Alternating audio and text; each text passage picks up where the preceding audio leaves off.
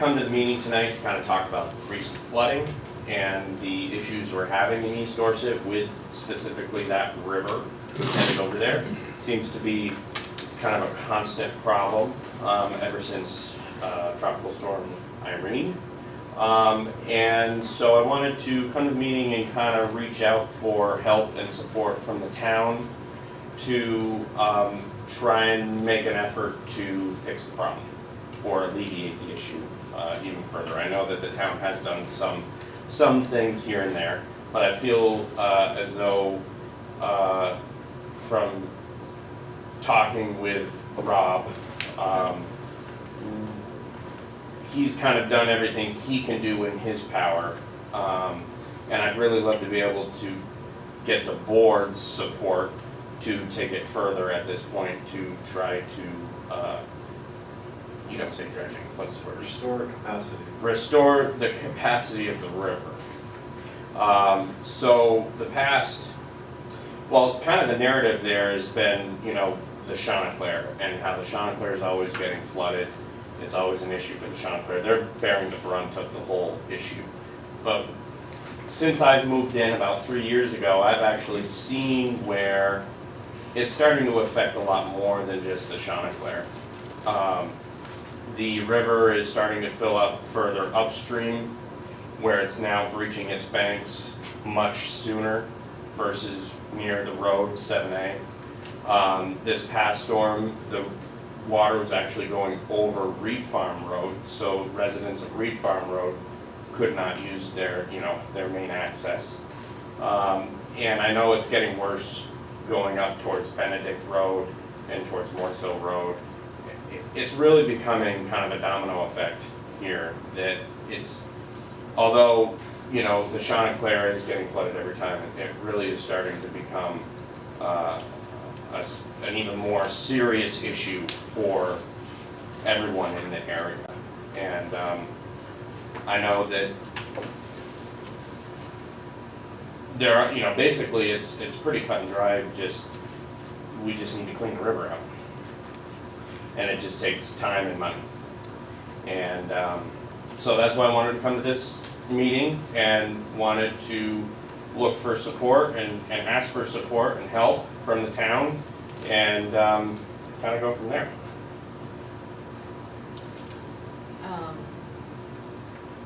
I think we've been all hands on deck for the last 3-4 years since Irene.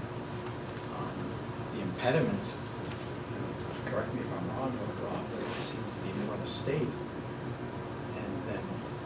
than us. I mean, you're certainly aware of the culverts that we put in under Reed Farm Road in order to try to get the water to keep moving south.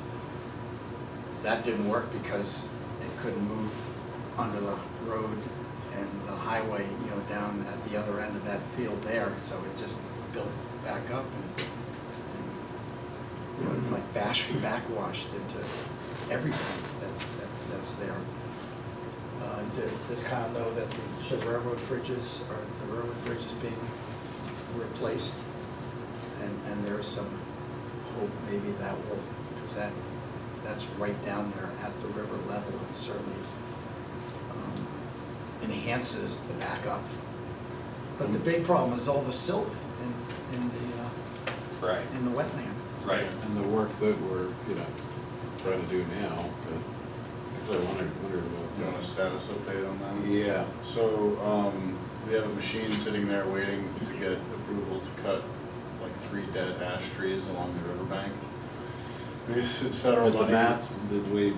Oh, the mats are on site. The mats are on site. Yeah, the work really should have been done last week, but when they did the design for the project, I think they envisioned a little bit of a different route, so they had cleared some trees on a different route. When the vendor actually got on site and they worked with the engineer to actually map out the route, there's a handful of trees that are 3 inches and larger, which is the restriction. Anything above that we have to get cleared for possibly being home to endangered bats. So there's a handful of trees that have been cleared. Now They they're- have the caves. Yeah, now we're waiting, there's 3 trees that we're actually waiting on, and they tell me it could be like another 3 weeks. Yeah, it could get to the level of. Who's that, A&R or who? No, this is the federal government. This is The feds. They're it's endangered,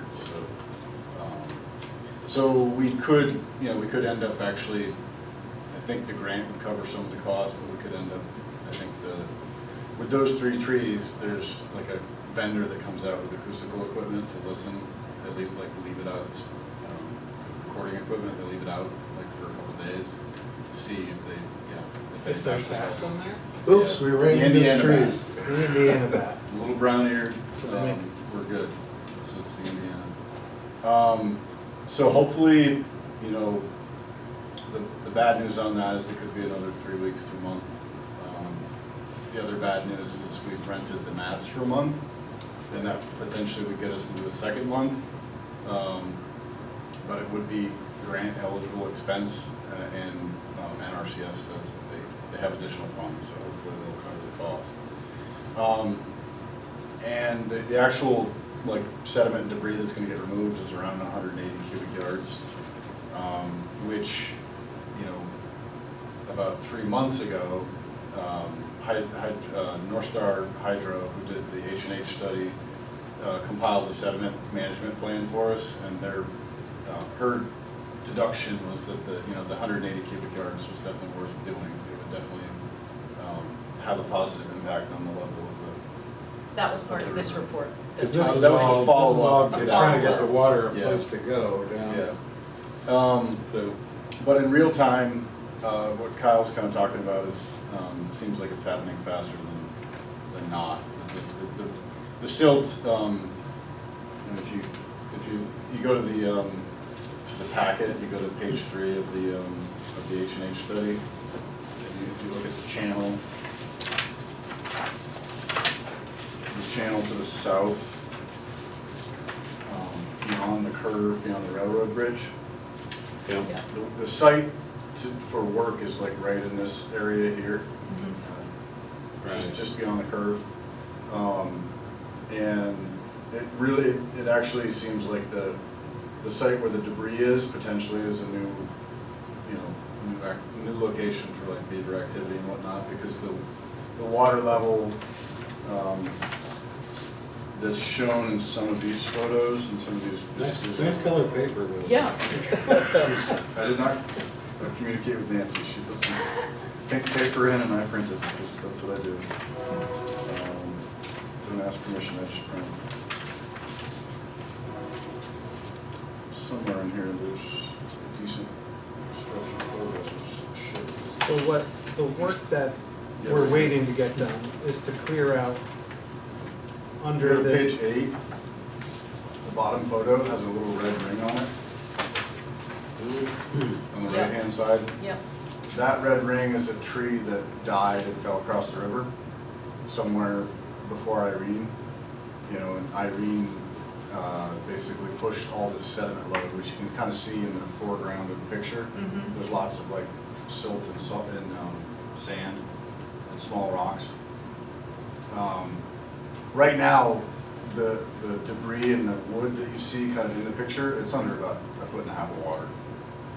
The water level at this site it's got to be 2 feet higher. I mean, it's unbelievable. And these pictures are 3 years old, but Right. it's just a very, very challenging site. One of the concerns that I've communicated to Josh, who's the stream alteration engineer, is this going to do anything now? Are we past the point of no return with this silting in on the corner? That the level of effort that we're going to put in, is it really going to make a difference?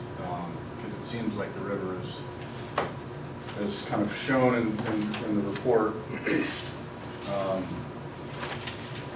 But with all the water we've had lately, did it actually help the situation or harm the situation? It's actually, it's met a weird little stasis, because the water's higher and it's actually just beyond the rail bridge. It's breaching more sooner, kind of like Kyle was saying upstream. It's breaching sooner on the corner, so it's actually running Well, and it's breaching sooner, but Because the level is, Bartley and Artie's now, the yeah. level is higher. Yeah. So, I was hoping It's that reaching the right water here. might actually wash some of this crap out. yeah, well, because it's so high, the static level is so high, it's breaching right here and it's able to just run. So it's actually on Monday, Creating a new. on Monday, the flooding Monday should have been a lot worse.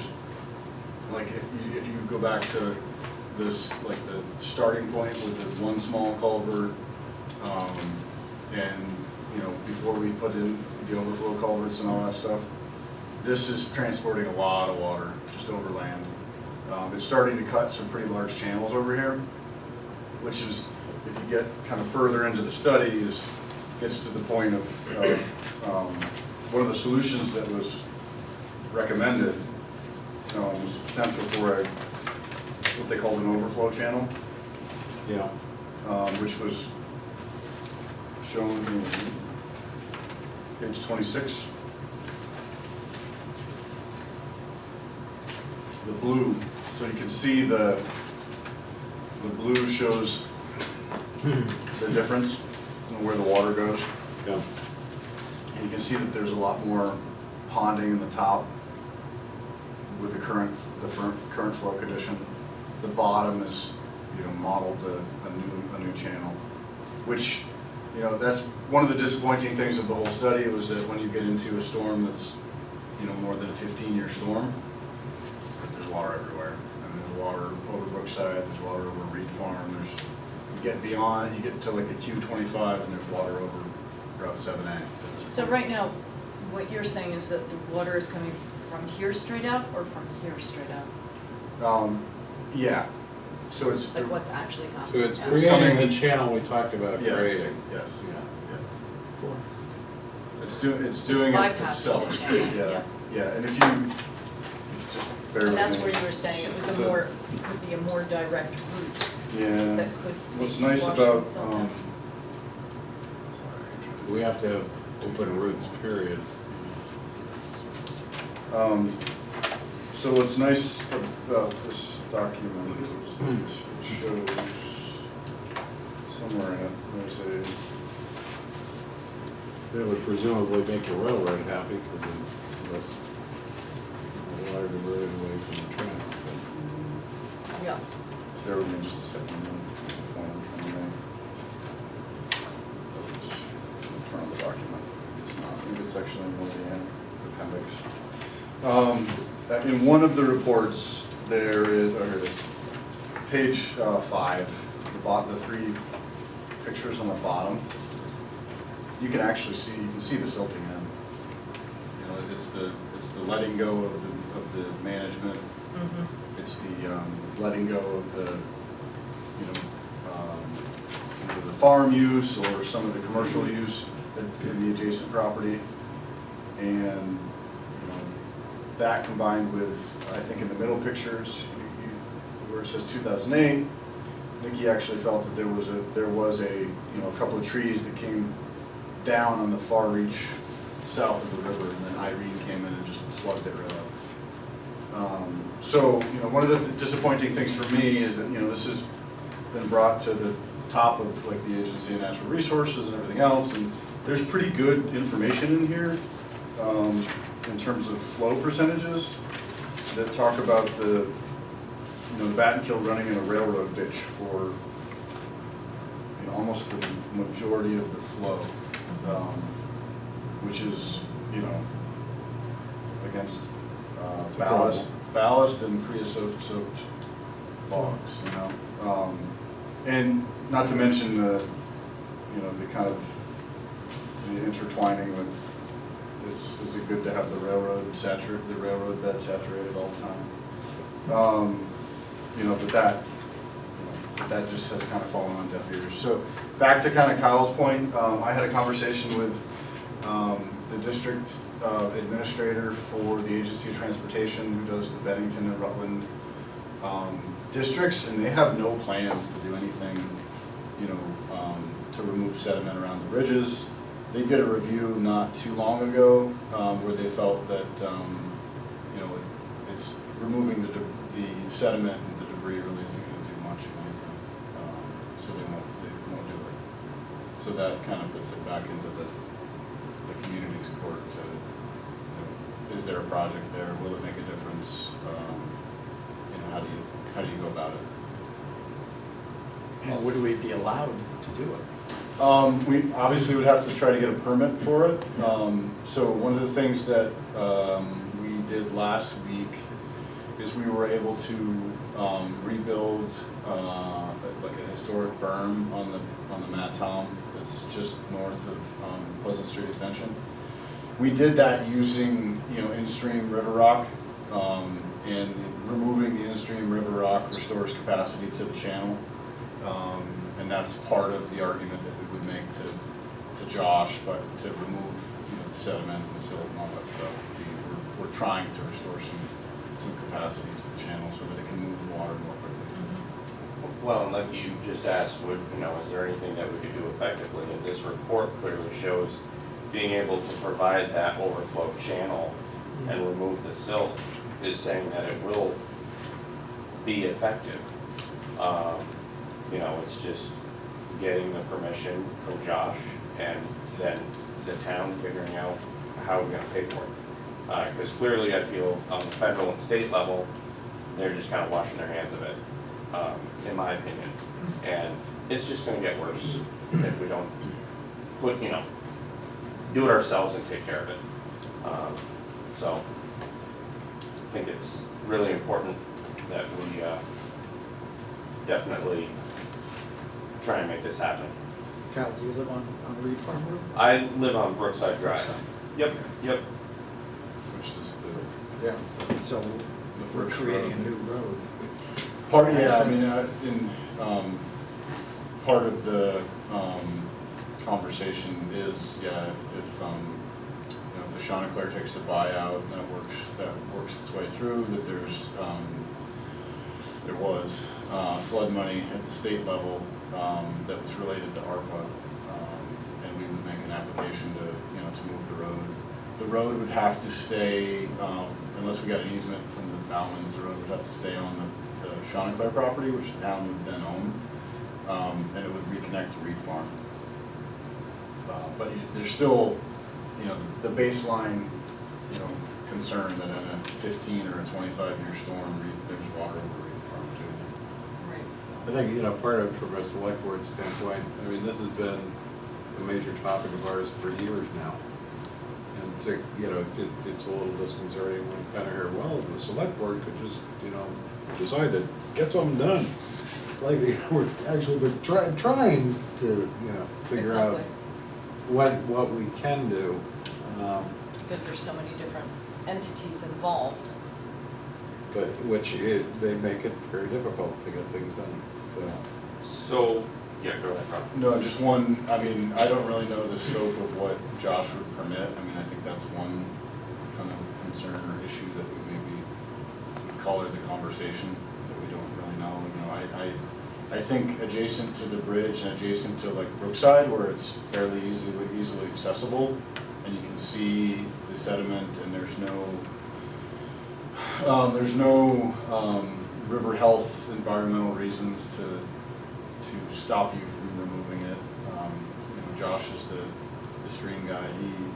There's reasons why he'll let you restore things here and not here, because the river is meant to kind of look and act a certain way. So like in the last week, there was areas where we brought him to try to remove material to we're get. trying to remove like trees and stuff from there, weren't we?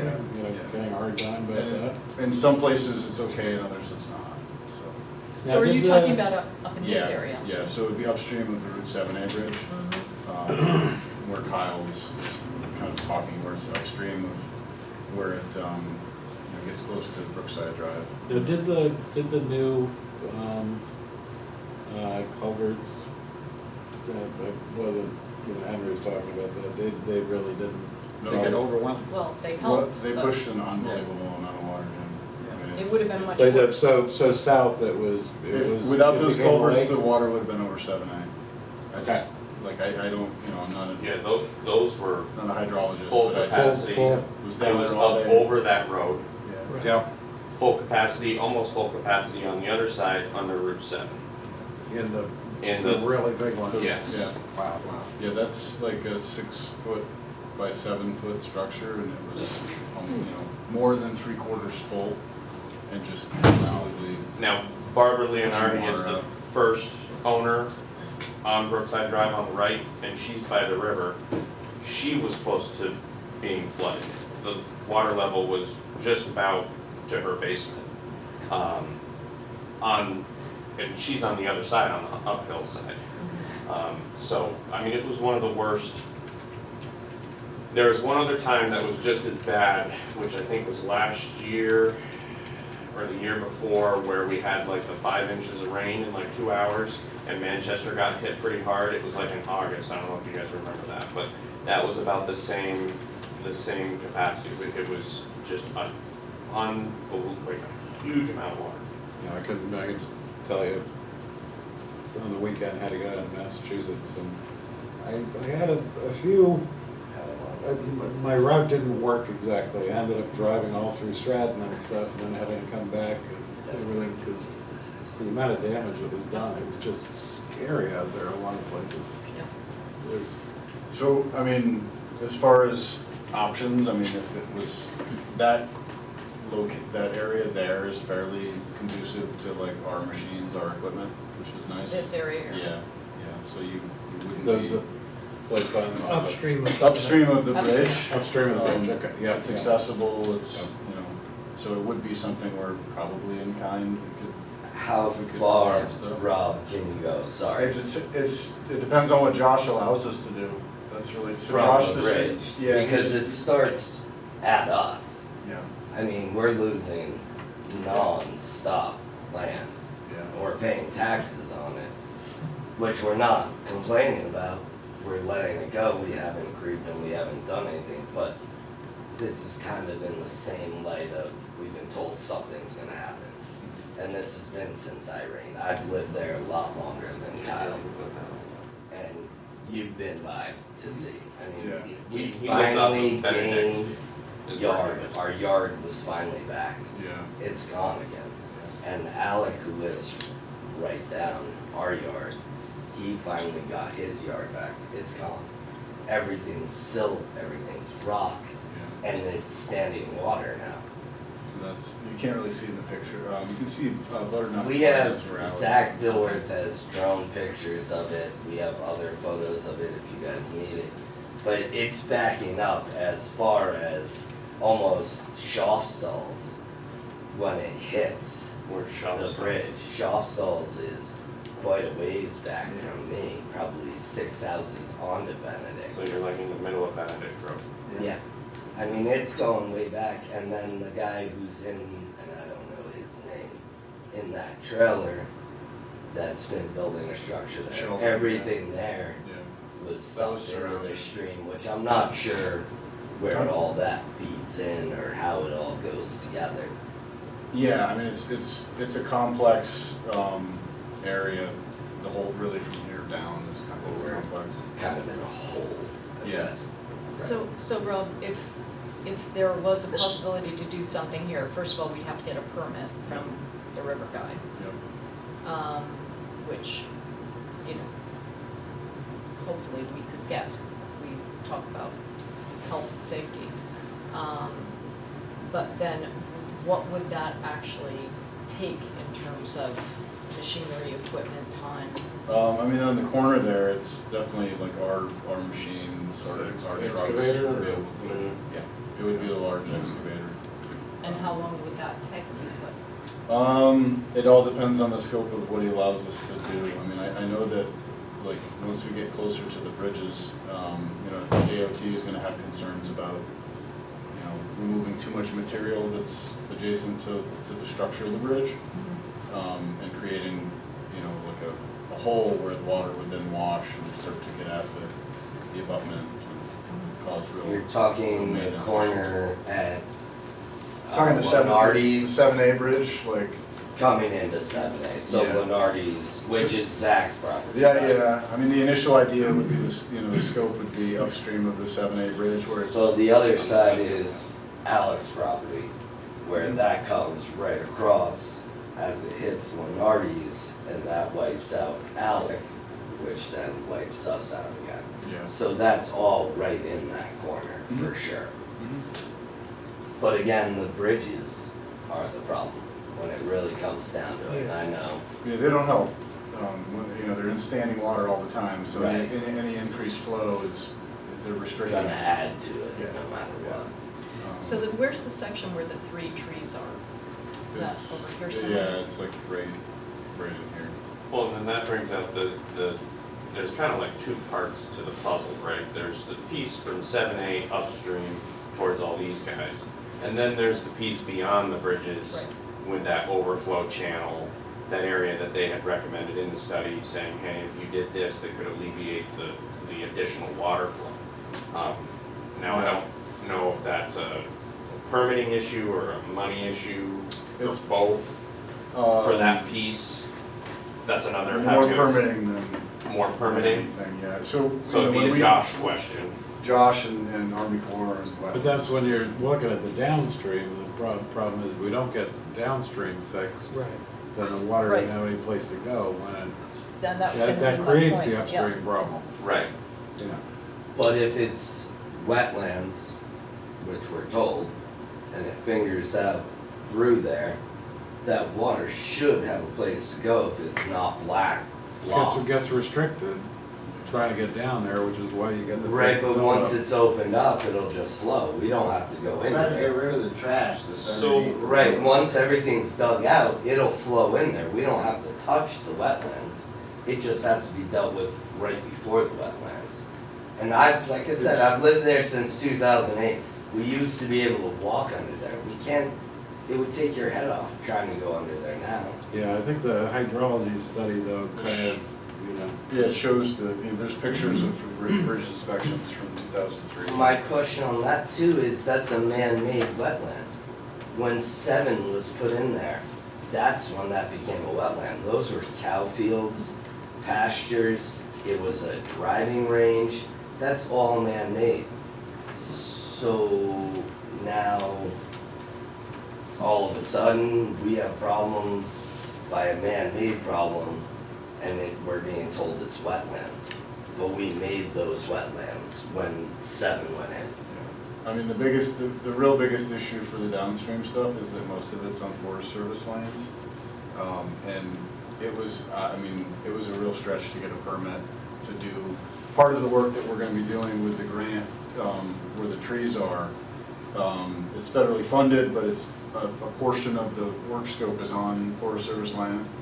And we had to, it took us a year to get the permit from them. Right. And that was only in the light because they felt like the scope was fairly small. So I think anything where there was like a grander proposal to try to do more stuff downstream, it's on their land and they wouldn't agree to it. That's the big, so even if we had the funding and the wherewithal, they would not. My thought again So, was, Question we though, made it wetlands. the proposed area for the overflow channel, is that still on, It's private property. it's on private property, so But we then don't, we it wouldn't goes need to into go wetlands. through the same channels as what we're going through right There- now with the grant? It would depend on where right now, there's funding related restrictions, so like the bat review is a creature of the funding. Because it's federal funding, it's gotta every permit, Right. every T. But if, different funding could have different restrictions. Right, but for the overflow channel, if that was on private property, that would be maybe an easier way to get a permit to do that work, correct? The funding doesn't really have anything to do with the permits. The permits, it's ecological, and you've got 3, Army Corps, state wetlands, and rivers. But at least we wouldn't have to deal with Forest Service. Right, Correct. yeah, we wouldn't have to deal Correct. with the federal government, I mean, we wouldn't have to. Yeah, deal no, with- the only thing Forest akin to Service, that, but yeah. that would be a new idea would be, attempting to buy out, the Safe Place property, tear the berm out, remove the structures, and then the river would break right after the rail bridge, like it wants to, and then it, maybe there would be some, Hey, when you remove the berm, maybe there's some silt removal you could do to get the bank cut down, and that would allow the river to do. Yeah, not Is sure this how. the storage? Yep. That, So right now, Has the the water water's ever going gone like up this. that far? Oh, yeah, I mean, it was around those buildings on Monday. It was flowing. Oh, my, but I mean, is it, oh. So if you see the So triangle. they put that berm up. Yeah, that's not. Can I say something real quick? Go ahead, Al. In the interim, my yard's still flooded. There's a foot of water and, you know, 3/4 of my yard got flooded during this past storm. My yard floods prior to everybody else flooding because the water level's too high. All the debris underneath the railroad bridge is still there from years past. Just ongoing. I saw stumps, I saw, you name it, lumber. Tires on the Everything. roads. It's all jammed underneath that bridge. Why isn't the railroad plucking out the garbage? We just had a massive storm. Let's get it out of there. That water level will drop incredibly. And we won't be, you know, at least if we do get a blowout storm, maybe it'll blow some of that silt out instead of buying storage units and, you know, trying to skirt around this railroad problem. It's a railroad problem. That water is, or that bridge has been in the water for over 3 years. How is that good for the steel that's in that and in the abutments? Or the That fish. are underwater, and the fish can't get through there because it's jam packed. And at the same There's been time, beavers every day for the past, The- I don't even know how many years. the railroad replaced and fixed their other bridges all the way up Route 7 to Rutland and all the way down to Bennington and didn't do They're anything with that. neglecting Touch this one. bridge. Yeah. Yeah, no, they have, I mean, there's an active,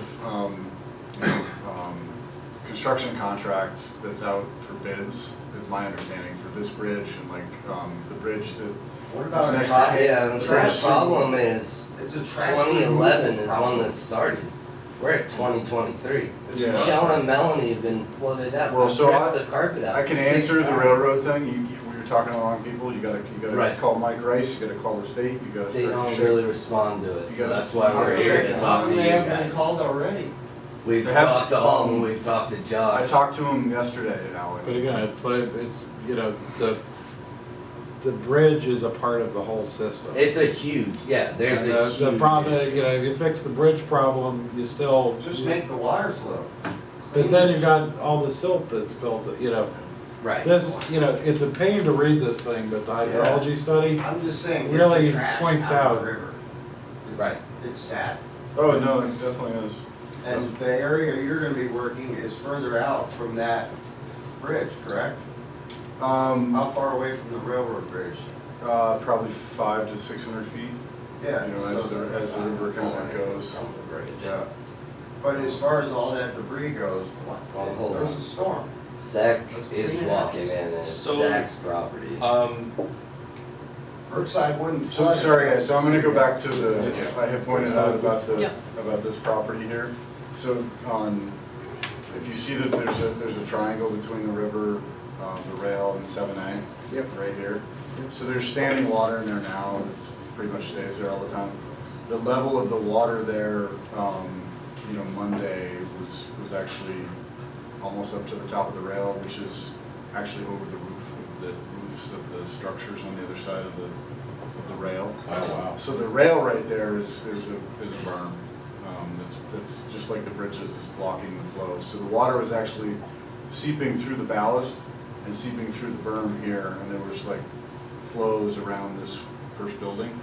I didn't see anything get inside the building, but it was right up to the doors, and it was all flowing in this, you know, in this northeasterly direction. Which is that's the you know, Josh was the one that kind of proposed, you know, threw out the idea of if this was bought out, if the berm was removed, and the river was allowed to break. But the Right berm, in the there. main berm is the railroad tracks, Yeah. Correct. so you can't get rid of that. Well, it was- We can't get rid of that. It would speed up the process. The river is going to silt into the south.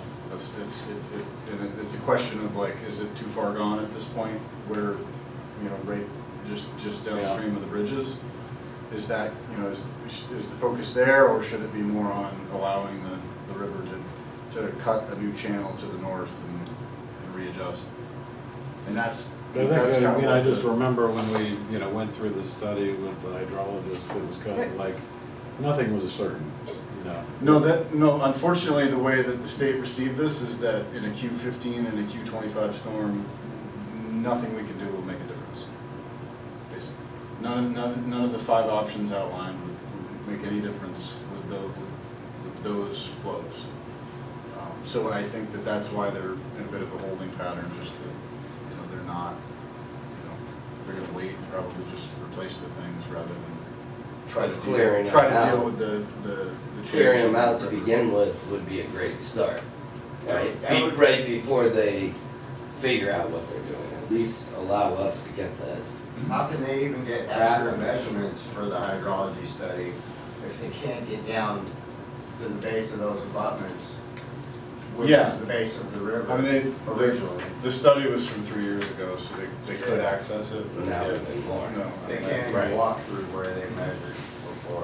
Right, but even still, like, we can't touch the railroad bridge. So are you saying that, did they tell you that they have a plan? Is it the plan, did you say to replace it, or? Yeah, to replace it, to But that- reconstruct It's it. gonna take time. I mean, initially, it was supposed to start this construction cycle, but it seems like maybe it's But gonna it's- be But it's also, we 2024. kind of came up, it's not gonna be all that different than the current one. it's gonna be, the span is gonna be a lot longer, but yeah, I mean, generally, Its height isn't gonna be. no, they dramatically did not, it's 3 to 4 feet higher. That much. But if they will Base. build it, will they have to? 3 to 4 feet higher Clear than out the the bottom of debris the current underneath. one, which is Right, under they'd have to about a clean foot it and a out half of before they water. could construct Yeah, anything. Right, the current and then one are is they just gonna so- clean it's it so- out? So, No, they're gonna cofferdam that As area. need. They're gonna cofferdam that area and they'll focus right on just constructing a new bridge. They're not gonna. Right now, but once that's done, will they continually to clean it out, or is that gonna be on the town, or? No, I mean, it's their structure, They have to need maintain it. Yeah. Right, So how come they're not maintaining it right now? that's what we're trying to figure Can't out. answer the question, I don't know. Yeah. Did you say they had a contract out? You were starting to say something about they have a contract out. So my understanding is that there's an RFP out for construction bids on that bridge and Okay. like 2 others altogether. And they're gonna attempt to do them all together at the same time, so like the rail will be shut down for like 3 months and they'll do 3 different. Several bridges. Yeah, 3 different bridges at the same time. But in the meantime, they're. And that's only because they have like $30 million in federal rail money. If it wasn't for that, they wouldn't do anything at all. Quite frankly. I'd like to have either Kyle or Jamie, Pete, one of you had said something that the water was backing up all the way to Schaafstalls. Oh, yeah. Now, is that backing up within the channel, or is that backing That's up? coming like a up pond back and then through, no, bridged? that's from the channel. This is all coming. So in order for it to go over and actually get to the bridge to be fully over, it's Alex first, which is at that corner that we're talking Which about. adjoins. And then that pushes up to me, and then it just starts flowing around us and comes through from there. And then Schaafstalls will get it in their backyard, and then it'll come right through. Our neighbors got it this time, which was, But that's got. since Irene, that's one of the first times, but up against their barn, Same. right through our yard. It's kind of the same condition that happens down here where it flows until this fills up and then it backs back up. So here it flows, hits here, backs back up to here, that's when it breaks the bank to here, that's when it starts to run. Yeah. We have No, water, we're broken. Brookside Drive at And least we're once a month. broken before the Yeah. bridge. Yeah. It'll come to us, And then and it we goes- can tell the Chanticleer it's coming. And Like, then it goes. we're filled, you're getting it. So it's one of those we know. And these guys deal with We- it all the time. We, at least once a month, we have water flowing over Brookside Drive, I've had to at move least. How many times cars this year, for Zach, work. do you think? I honestly, 6 being or conservative, probably 6 or 7. before this one. So I mean, yeah, the culverts have helped, but we're still driving through 6 or 8 inches of water flowing actively over our road, and then having to fix it on a regular basis. And Melanie and Michelle's backyard is flooding. Before anything on Benedict floods, Brookside Drive floods constantly. And, you know, it was getting to the point where it was costing us over $1,000 every rainstorm in material and time and everything else to fix the road. And that's not these big storms, that's a monthly basis. And now it's gotten to a point, like I said before, it used to start flooding from the Route 7 bridge over. Now, because the river's getting filled up, it's now starting to break At banks way back beyond Leonardi's and just flowing through her yard as a full-on river and then going across Brooks Avenue. Whereas it never used to do that, it used to just back up by a bridge.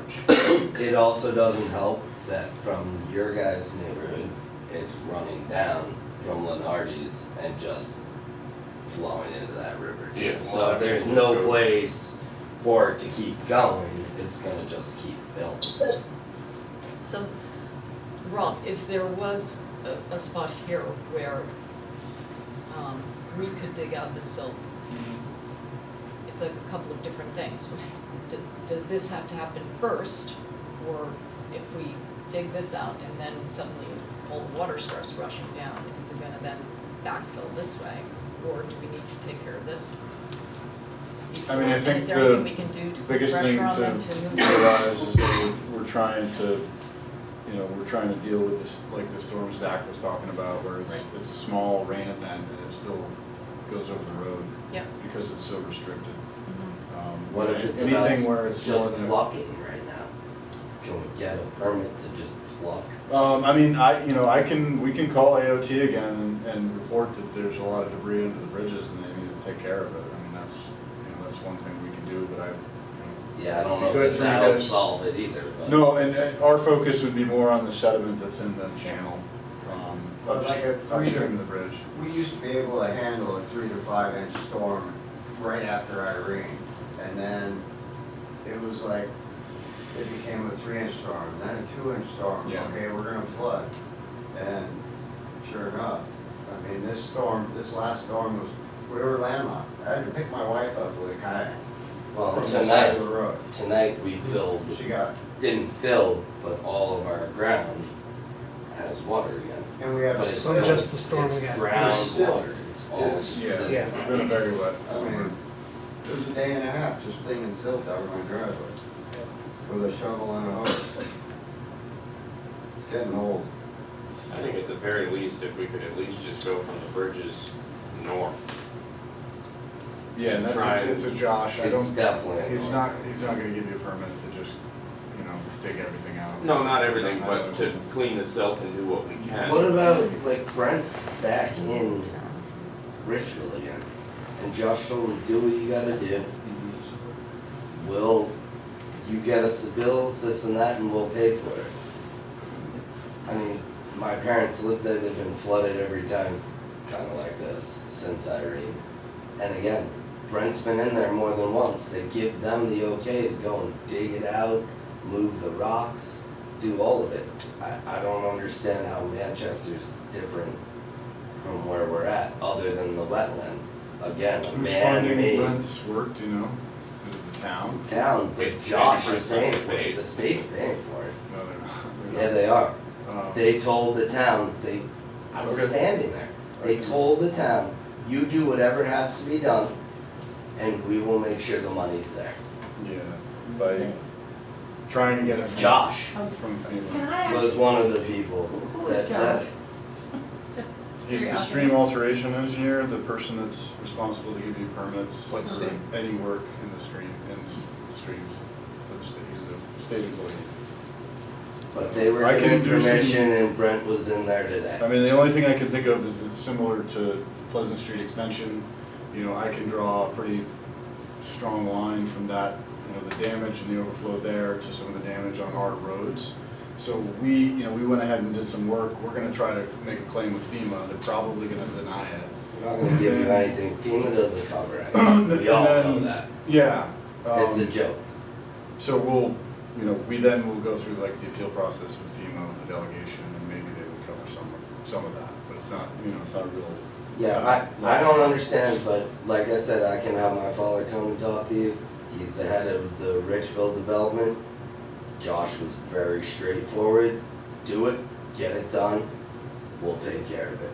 And the new town manager said, fine, and Brent is in there, so I don't know, he also made mention that the Chanticleer waterway and everything is now more of a town issue than a state issue. They're willing to deal with it, but the town was dealing with it, is what was said.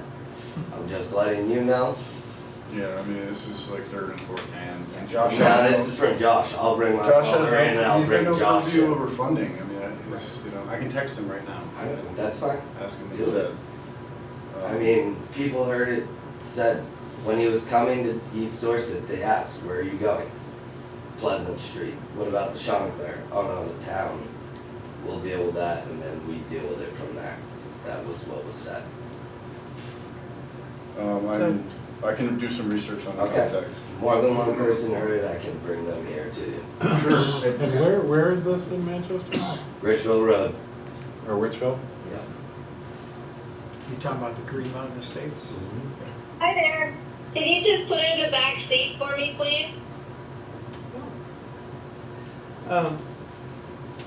Just, so, I've been listening to this and I'm taking notes, and it seems like there are 6 things that kind of all need to happen, some of which the town can control. One is cleaning out the river north of the 7A bridge, like you're talking about. One would be cleaning the 7A bridge, which is V-Trans would have to do. Cleaning the railroad bridge, which would be the railroad's responsibility.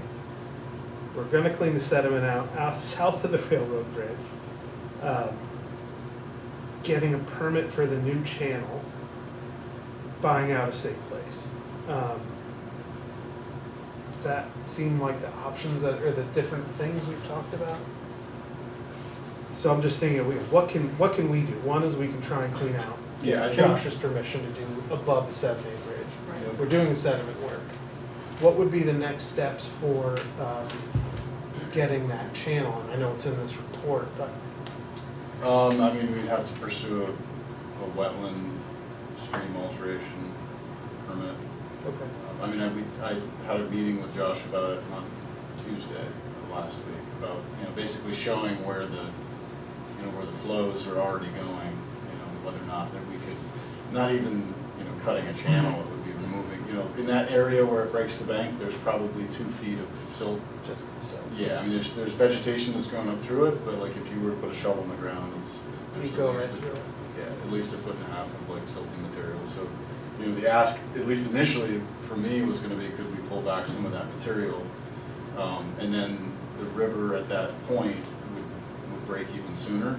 You know, it's not gonna take away the high water condition, Mhm. but it would, you know, it would break and probably run and cut a new channel By itself. by itself, Yeah. which is basically what it's doing. And the whole argument for that in the study was that it's gonna do it anyway.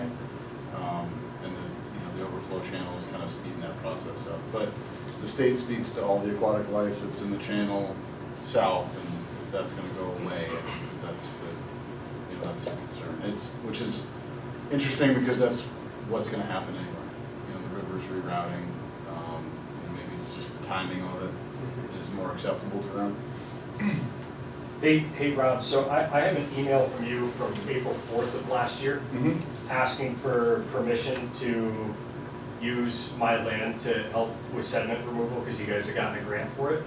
And I responded to it, but nothing happened. I gave you guys the 100% go ahead. Use whatever part of my land you need for it. So we had a grant and nothing happened. So we didn't, we got a grant, and the grant is paid, the engineers for the grant picked a different spot to take the sediment out of, not by the bridge on your property, downstream Right. of the bridge, of the rail bridge. Well, why hasn't that happened yet? This was over a year ago. The machine and the wetlands mats are sitting there, and we're waiting to get approval to cut a couple trees.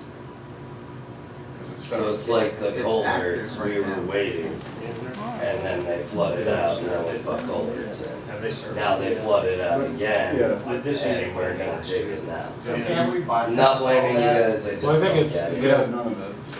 You know, the project has been in process for a long time. I gave permission a year ago and nothing happened, so I was just curious. It's still in process. No, I mean, Zach, I will, if the stuff north of the bridges gets pursued, I'll re-email you saying, can we? You still can have we do permission. it?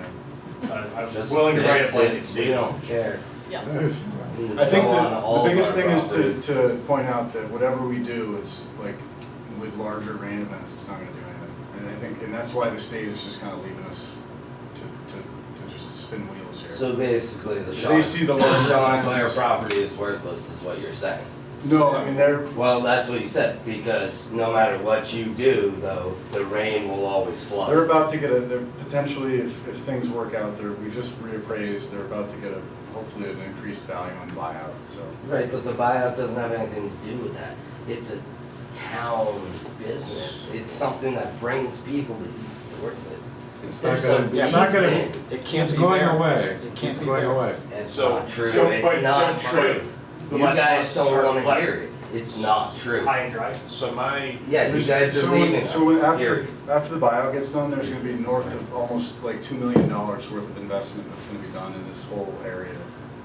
That includes the value of the buyout, that includes the construction value of the project, so. I mean, I think it would be more productive if you guys would kind of meet us where we are. So is anybody gonna buy out all of our properties that are flooded, or Kyle's catches on fire and the river's over there and nobody can get there and his kid's in there and his wife? Who's gonna deal with that? What about Paul Wheeler's, which is You know, definitely At some repercussion level- from at some this level, river Jamie, at some down level, to Finbar. This is repercussion. So if Paul Wheeler's house had caught on fire a day before, nobody could have gotten there. Sure. Nobody. that's fine, but we So didn't all it's the just, same thing. let me finish for a second. We didn't all just wake up today and there was magically a flood A zone there. Right, but It's you been there guys for told us decades and this decades and at decades. Irene, we're worried about you guys on the hill, Mm-hmm. we're worried about getting you guys. It's 2023, Rob, Yeah. yeah. Yeah, Does it- what?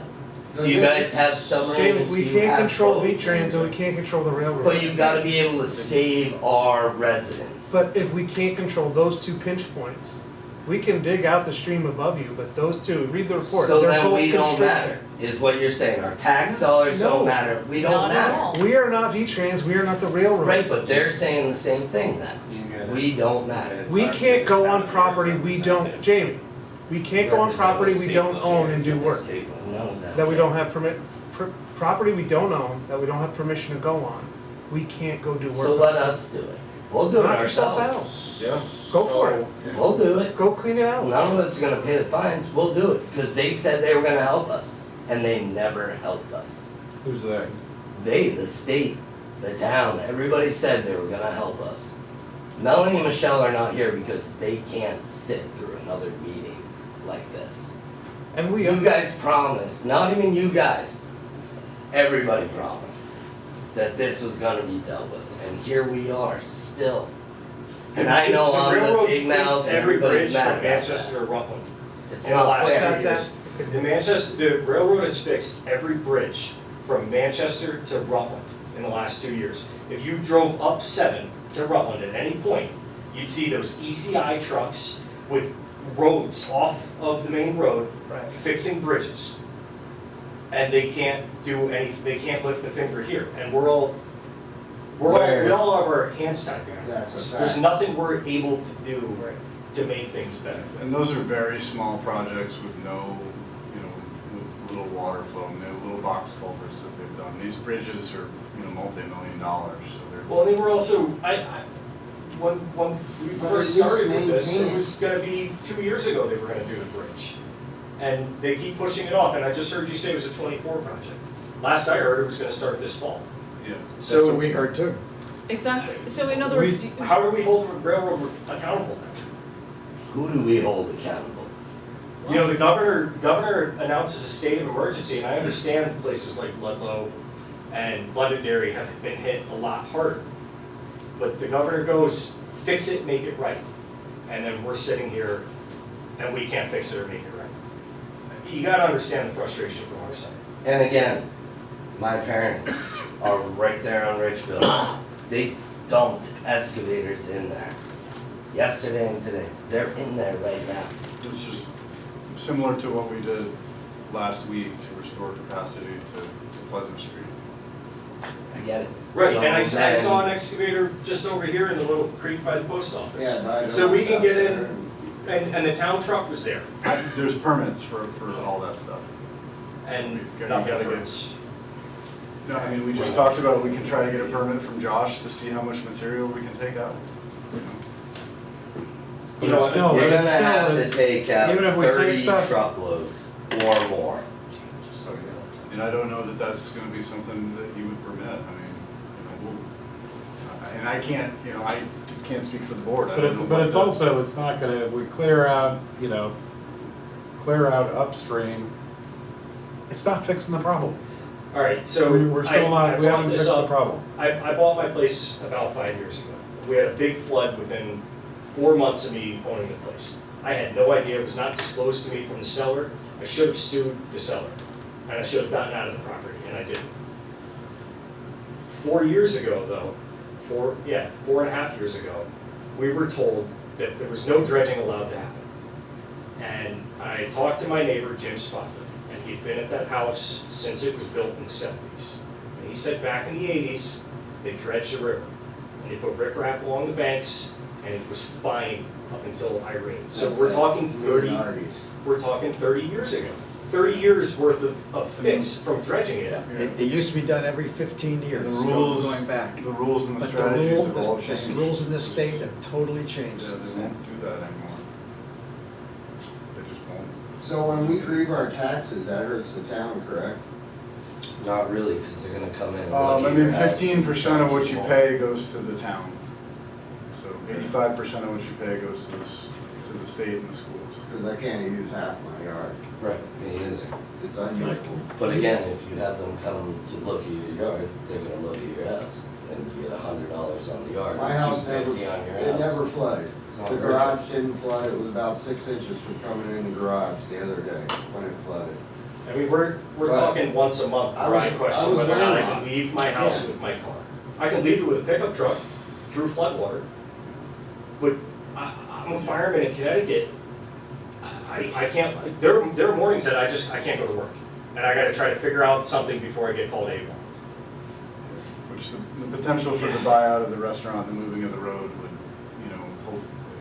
it would get rid of the more frequent, obviously the big storms like last week where it was with the Reed Farm, that would still be impactful. But if the road was moved to the toe of the slope and away from where it is now and then reconnected with Reed Farm, that would help to at least address, I guess, the more frequent access. But that's, one of the problems here is when you say, everybody's promising to fix the thing. I think what we're trying to tell you clearly is with something like what we just had, we honestly don't have a fix. I mean, we're not promising that we're gonna solve all the problems and when we get 7 inches of rain in a couple of days, that, nobody's gonna No, have I any flood get it, I problems. get it. Like, you can look around the state and understand that this was an extraordinary event. Yeah. But we're trying to But we've- figure out what we can, everything, that. Right. It's Since a complex problem, we're trying to pick away every piece we can Right. to try to minimize.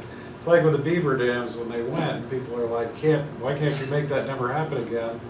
We're not, we can't. We took steps to try to reduce the impact, try to keep everybody from having as, we totally understand where you guys are, and it's difficult.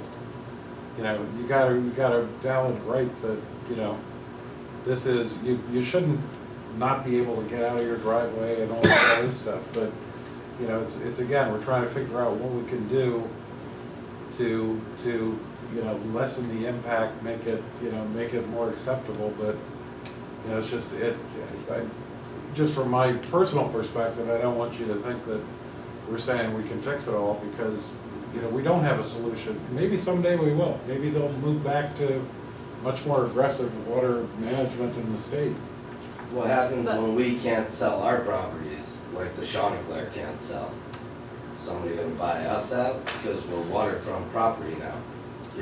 Our kids can't play there, our dogs can't go out there because it could be septic, it could be whatever that's seeped down. Our properties aren't gonna be worth what they were. Your houses aren't in the flood zone, so you're not. It doesn't matter though, I we've got lost flood insurance now. 60 by 80 feet, dude. That's a lot of bank, So, It used to. something I wanted. and I'm paying to taxes. Then grieve. Something I kind of Why? want to So you guys mention can rip me off on the other side. I don't know why you're here then. Exactly. Kyle? is, you know, buying out the Chanticleer and moving Brookside Drive, I think is a solution, but I think it's a temporary solution. I think if, once that happens, and if nothing is done to the river, even if it's just general clean out of silted areas and general maintenance, On the upstream side. yeah, on the upstream side, and if we're able to get this overflow channel created that we've talked about, if that doesn't occur, I think it's just gonna become more and more of an issue where the Because it's Chanticleer getting is gonna worse and be worse. wetlands then at that point, and now it's gonna go even more upstream, and you're gonna affect everybody upstream, everybody The up. river is going to Yeah, affect the river. Yeah. everybody upstream. Yeah, Yeah, that's why I asked about the Schaafstall That's the- situation, because, And you know, that's, that just makes it more impactful. 'Cause there are a lot of Exactly. houses between there and, there are, you. and I'm worried that if FEMA does, you know, if we do buy out the Chanticleer, remove that, it's gonna just take away from the emergency and how, you know, important it is to do work in the river right now. Because, oh, well, Chanticleer's not there, and oh, you have access because Brookside Drive is moved, but, you Well, know, so, and So a it's- perfect point with that too. I can see it turning into more of a bigger issue down the road. I'll be the first one to admit that the culverts that run under Reed Farm Road have made a massive difference, because at least that once a month deal that we're dealing with is only a foot deep, and then it goes out. But, this went over Reed Farm Road too, so now, not only are you stranding the 5 houses on Brookside, but the 20 or more on Reed Farm, and I get that there's a go-around, but that's private property. You know, so we were driving through someone's front yard to get home.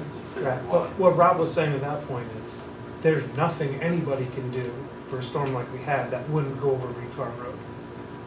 It's just, it's just too much water to be And that's- culverted away. Unfortunately, when. So that's when that, the I mean, for study- that, like Irene, this level storm. So I Yeah. think I That's think fine. what these can work on is helping you out with the 10-year event, 25-year event, not, you know, so you can get to The work, day-to-day. unless it's a Your crazy, your crazy monthly storm, problem. you can get, right, Winter- get rid of winter- that. winter Listen, the runoff. monthly problem's Right. been alleviated Right. by the culverts. Good, good. Because, you know, like I said, you can still get out with a pickup truck. I mean, yeah, So- but the $1,000 a month is no fun either. No, And exactly. a winter ice jam Yeah. can do some major destruction. Sure. So, All my maple trees are dying, old 100-year-old trees, yeah. dying, So to begin with, all of them. the rerouting of the south side, that is something that we're just currently waiting on that could have already been done, but for them discovering 3 trees of bats in it, correct? The removal of the debris. The removal of the debris Not on the the south reroute. side. The Not- rerouting is Yeah. probably not gonna get permits. Okay. So when if you remember, the study came out, here were the 5 options, we said, well, rerouting looks like the best idea, you know, or at least having an overflow culvert, or an overflow chute, and that was, and I could show you the emails, it's basically like, you have to look at buyouts and everything around there, you have to look at all these other things Right. before we would even consider that, you know, that option. Oh, man. So That's- they would say like, So by, before you can do that, you buy Yeah, out a they- safe place. Correct, yeah. so we'll remove Which I suspect will debris be from the, here and you're worried you know, that's Josh not gonna be enough. potentially would be like, okay, you can, you know, I'll give you a permit, but then when I go to wetlands, they'll be like, You're gonna say no way. No way, absolutely no way. That's what I foresee happening. Do we need And the they have wetlands lots of, permit, It's work in the wetlands. yeah. Is even there if it's on the private any land? chance they Yeah, it might doesn't matter. be a little bit easier after a massive flooding incident? They might change their tune a little bit? That was kind of my reason for coming. Well, there's a window of opportunity, when stuff's happening to do stuff to save life and property, but, you know, is They it were safe, very quickly. is it safe to send a manned machine into running water to Yeah. try to cut, I mean, it's, you know, Is, and it really you've gotta feel real good that whatever it is you're doing is actually gonna have a Yeah. positive impact on the thing you're concerned about, so. Well, I think that speaking to Josh and trying to get a permit to remove some of that silt sounds like Hmm? a good idea, and that we should try and do that right away. To and clean then up, see what and happens clean down up here. upstream, you know, just And- trying to. Right, Who could we as a board or the neighbors, or the Neighbors. people that put pressure on. V-Trans or, do you have contacts for these Railroad. people? So, Yeah. I mean, if you could share that with them, I'll share them with you, Kyle. And Mike Rice, get a Right, get a representative representative involved. on. I asked him to come tonight. I had a meeting with him last week Mhm. on site, and I texted him tonight asking him to come. And he said, I'm sorry, I can't make it. Says he should be putting We pressure have to, on. and maybe our senators too, you Yeah, know, I think Camden so. and Sears, you know, need to know they're not as Because local. if we could at least they- get, if we could clean out the sediment, which we're already doing. Right. If we could get the crap cleaned out from the two bridges, dredge the river, ultimately reroute the road, I mean, that's a lot of good steps. Yeah, I think the, That would be huge. part of the, the reason the state would deny stuff is that there's, almost limitless sediment that's gonna re-enter the channel, and they Right, basically, it'll fill back up. you're gonna so- have to maintain it probably every couple of years and do the same thing. But honestly, the sediment's only bad during these large events. I mean, Hurricane Sandy, Hurricane Irene, and this past storm were the three significant sediment carriers. I mean, where I had my whole yard, 3/4 of my yard's filled with silt. That doesn't happen on these smaller storms. But the Chanticleer is Because that- flooded 3 times in the last 5 Yeah, years. cause that channel still, the channel to the, you know, But the less. channel after the bridge, it just keeps on, you know, building up, you know, aren't they? It's almost non-existent, But if we can because it's moving to the north. Yeah. cut down the issue to buy us some time until the rail bridge is rebuilt, if it's going to be a longer span, that should allow more water. To go on. If it's a wider span, Yeah. it should be more and higher, it should allow more water to flow through Because it. if it's 3 or 4 feet, that actually That's makes quite a a big bit. difference. Yeah. you How know. much, Rob, how much wider were they talking the bridge is gonna be? This span, 30 feet, I think. 30 feet wider? To equal 20 to 30. the highway bridge? Speak now, Joe. Sounds like it'd be bigger than The the span, bridge. you mean? Yeah. I don't know. The When you say- bridge is I don't know what the 66 feet span. long, but that's not the span, that's not the Clear River. Yeah. It's probably about 30 feet wide, just eyeballing I this. think it's going to like 70, 60 or 70. Wow. Or- I mean, that- And And that's if what they this did report replace it, knows, some that of this that stuff bridge, would no get matter there, what, is an wouldn't it? impediment. The water. Um, They replace it. In That, theory. that alone could solve 99% of the issues, but, you know, the railroad's been telling us, Right. I've only been involved for 5 years, Right, and it's been and it kicked was every always year. 2 years out. Yeah. And what do we need to do? Call the state senators and stuff and have them put some pressure on Yes. the railroad? Actually, Yes. that usually helps. Already. Yeah, you It need does to- help. This was done 15 But years there's, ago. you know, there's like a, you know, we got, in some other situation, had a park and ride, you know, that was permitted for down in Manchester, that the Dorset Energy Committee wanted to do.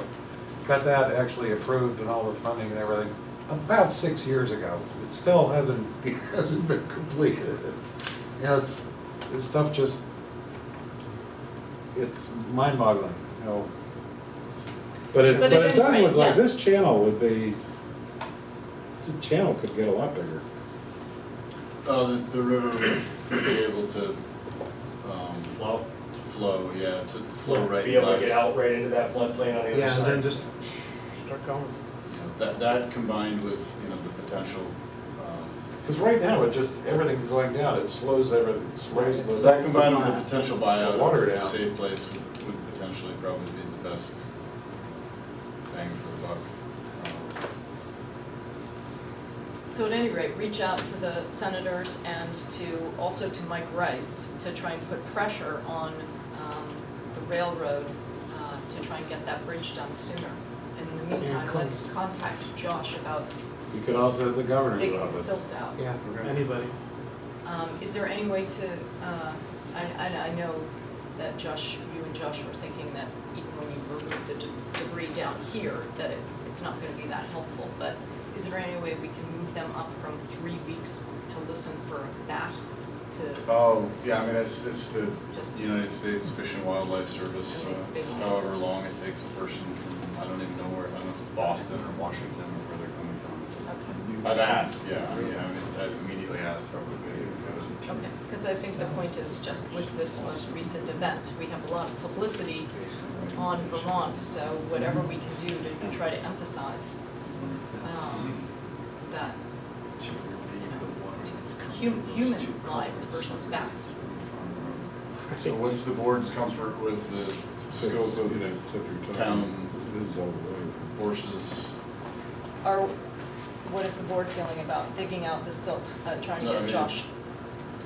Would you be okay with spending a week on it, 2 weeks, 2 days? On the 2 thing months. upstream, you mean? Yeah. However long it If takes it's to just get the if it's our top own- 10. I think it's, If it's Using our force own- account stuff, then there's really no, other than the stuff that's not getting done on the roads, there's no real, well, you've got it, you know. cost beyond our regular budget.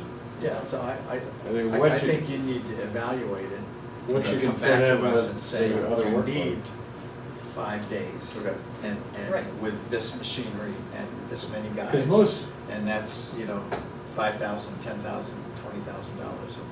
because what I think we're talking, you know, right now, use the town crew wherever we Yeah. have space, but if we need more, then we have to hire out, you know. Right. Yeah, and that's where this discussion needs to kind of Yeah. go, because I can't, run off and charge $100,000 worth Yeah, of work. Yeah, that's Right. why I think we should have a Not little a more budget, thought but- through. I don't want you just winging it off, you know. But if you can, if the town crew can do most of it, it's just, you know, a little added, then. In the picture you see in slide 3, you can see the west side of the stream bank Yep. is maintained pretty well to the vegetation, so that's in theory probably all fairly accessible with our equipment. Yeah, It would just be, once you get to the north of the picture where it looks like it makes kind of a swirl, once you get in there, it's probably where it would be more difficult for our machines to get in. Have you, How long- I have you don't been up there? believe that we'll get a permit to take material out of that whole continuous Right. section. Right, but have you, We can try. because what, are we really, you know, what's in the river up there? Is it A lot rocks, of- is it trees, is it, what's? From that stretch, it's really high water and mostly silt at the bottom, I think. Yeah. Silt and muck. So it's really silt. Yeah. Yep. Is that something you would rent an excavator, Rob? Hopefully You're not not. gonna be able to get the wheeled machine out there. You can't even drive a lawnmower on it. It's that wet. Oh, yeah, Yeah. yeah. Behind It's- my house. it's floodplain. Gravel. So we'd have to rent the machine, so. I mean, you're looking at $6,000 or $8,000 for a month for a good size excavator, to give you an idea on cost. That's for a month.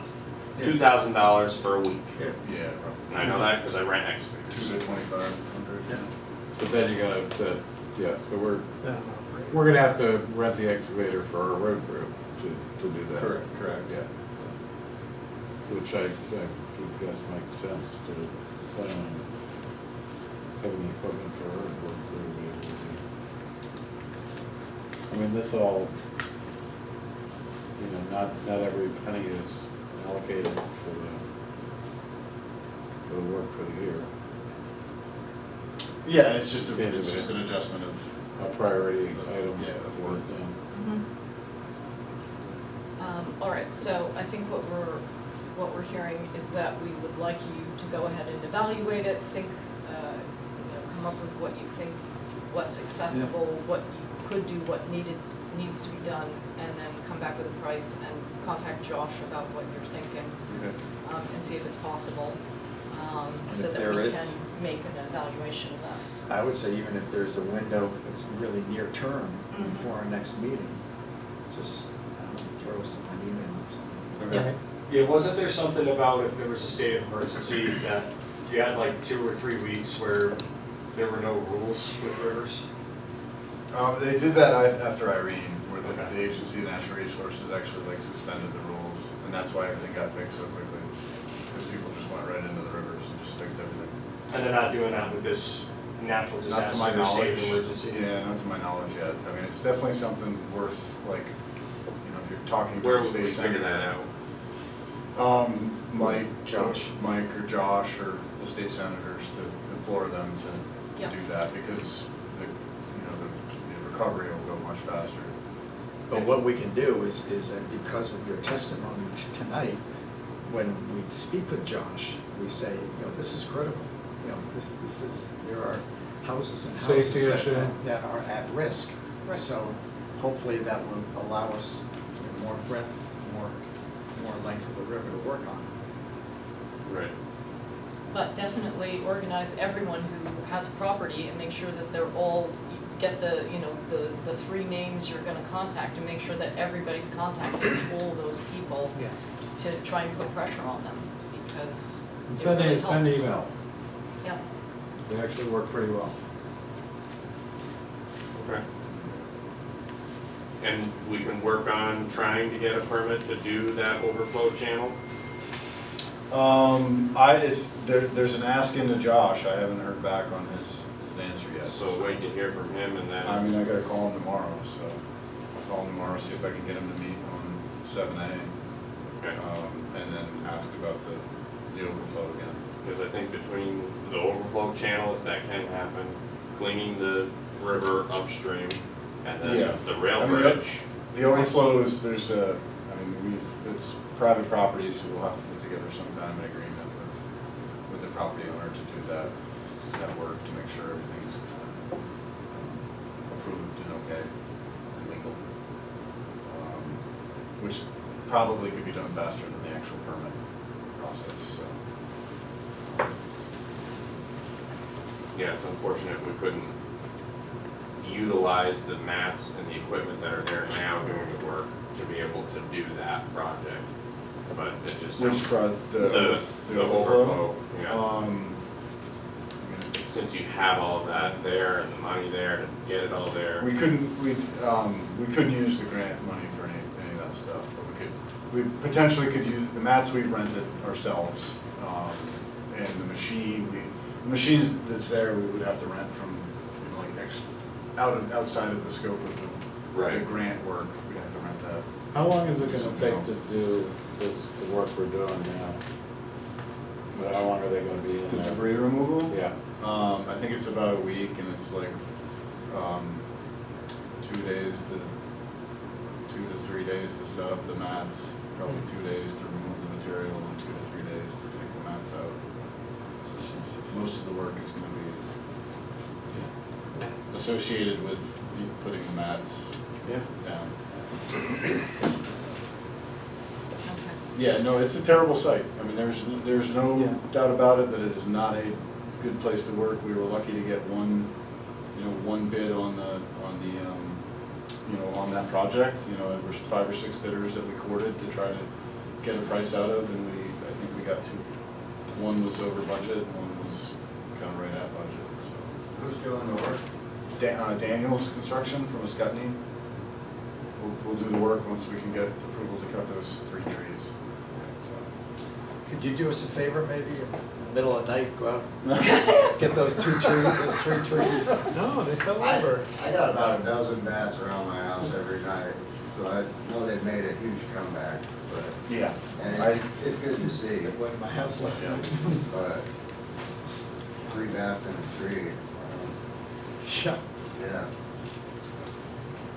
Shake the tree, the bats won't be in it anymore. Then we'll find another tree. Is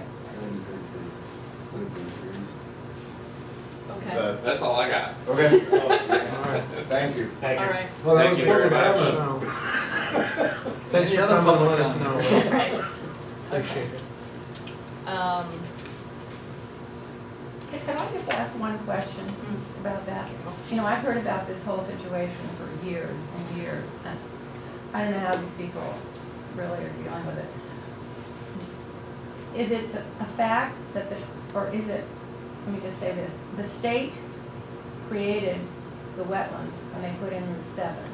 That's not what they're gonna say, that's the river that's always been a wetland. This whole valley was a big, swamp and wetland millions of years I was ago. gonna So say- When the they're- dinosaurs were here. They'll say that it's just reverting back to that, and that's what they want. And they also, in my experience dealing with, they won't care. They'll say, yeah, we did, it's still a wetland and you have to follow the wetland. And it has the same sanctified status Yeah. as a natural wetland. I've seen them fight with that on a man-made farm pond that turned into a wetland. They don't, once it's a wetland, they don't really care how it became a wetland. And is the railroad, is that a private company? The railroad infrastructure is owned by the state of Vermont, and then the operations is done by Vermont Rail Systems, which is a private entity.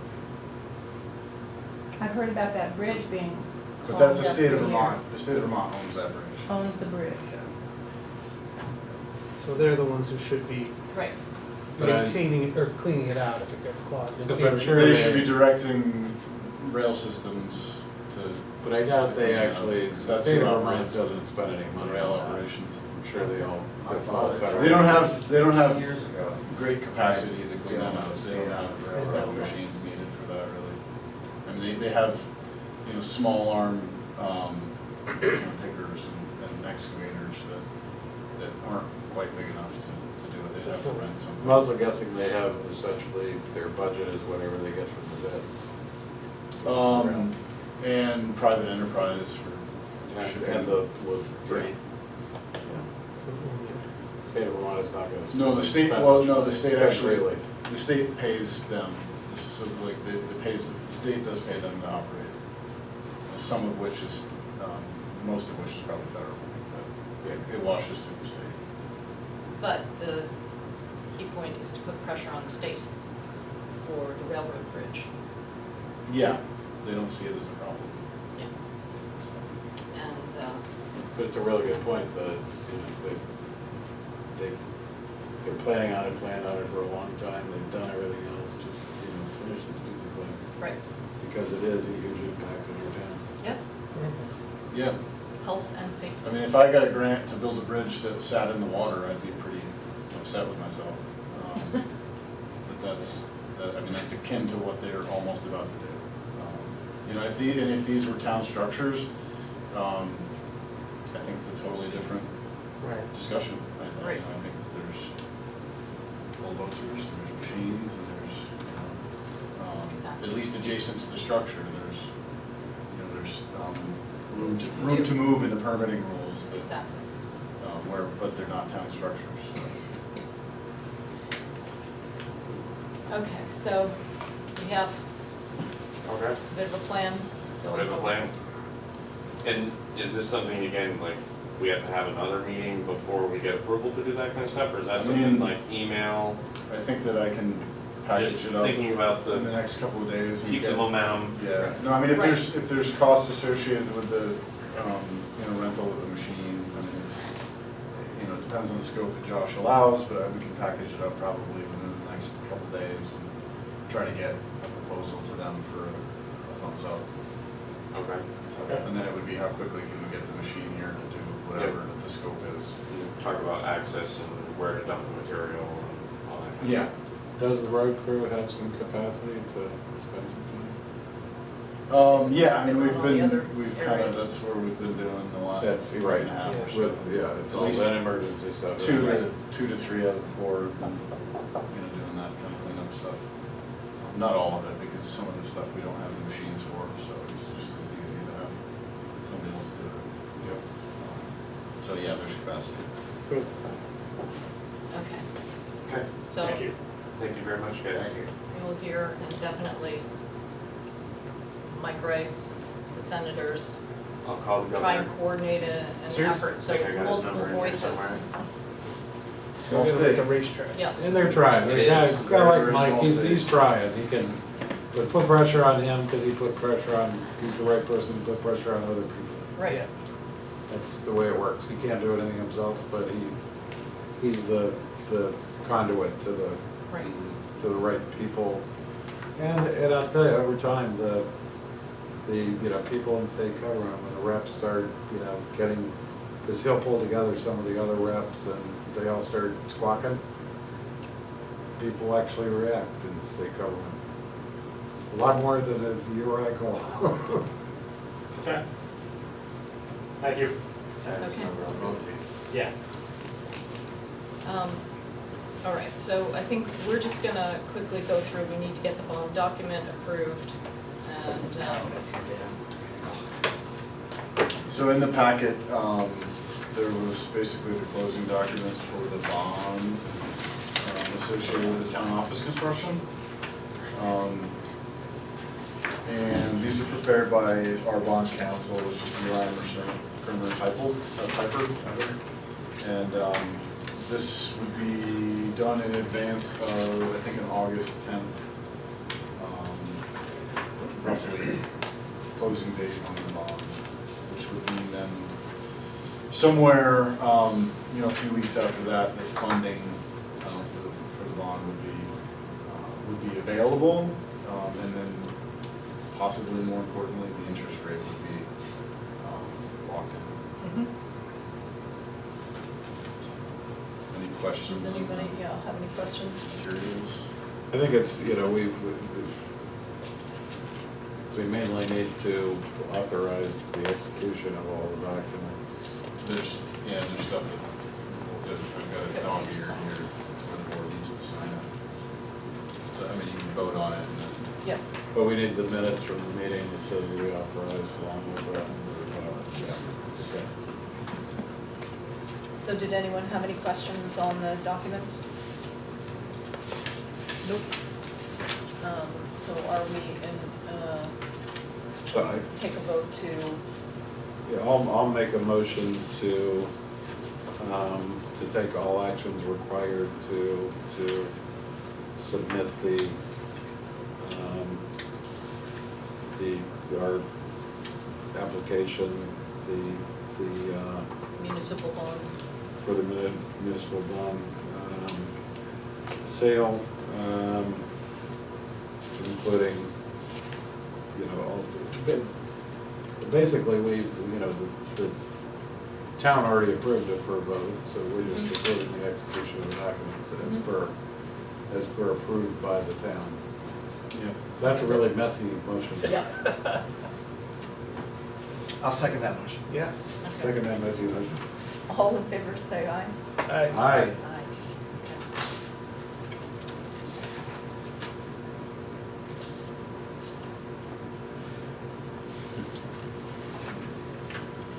There's a couple spots for everybody, and then there's a couple spots for the board chair.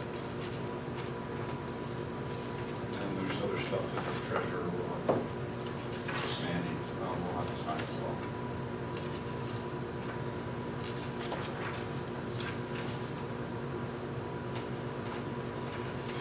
Get that top. Usually it's your name in there.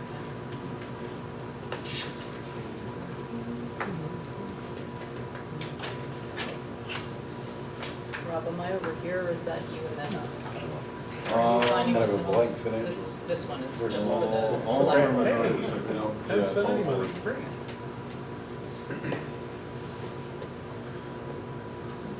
There's some receipt forms that I signed kind of like after stuff has been transmitted, and that's in that packet. That's different. I need, well, no, we'll get there, we're getting it.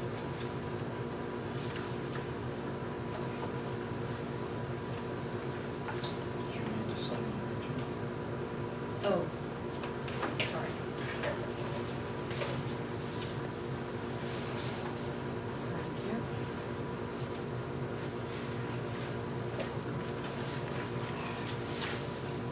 Do we lose our people? There's still there. Sorry, I was just thinking about Brandy to give her a memory.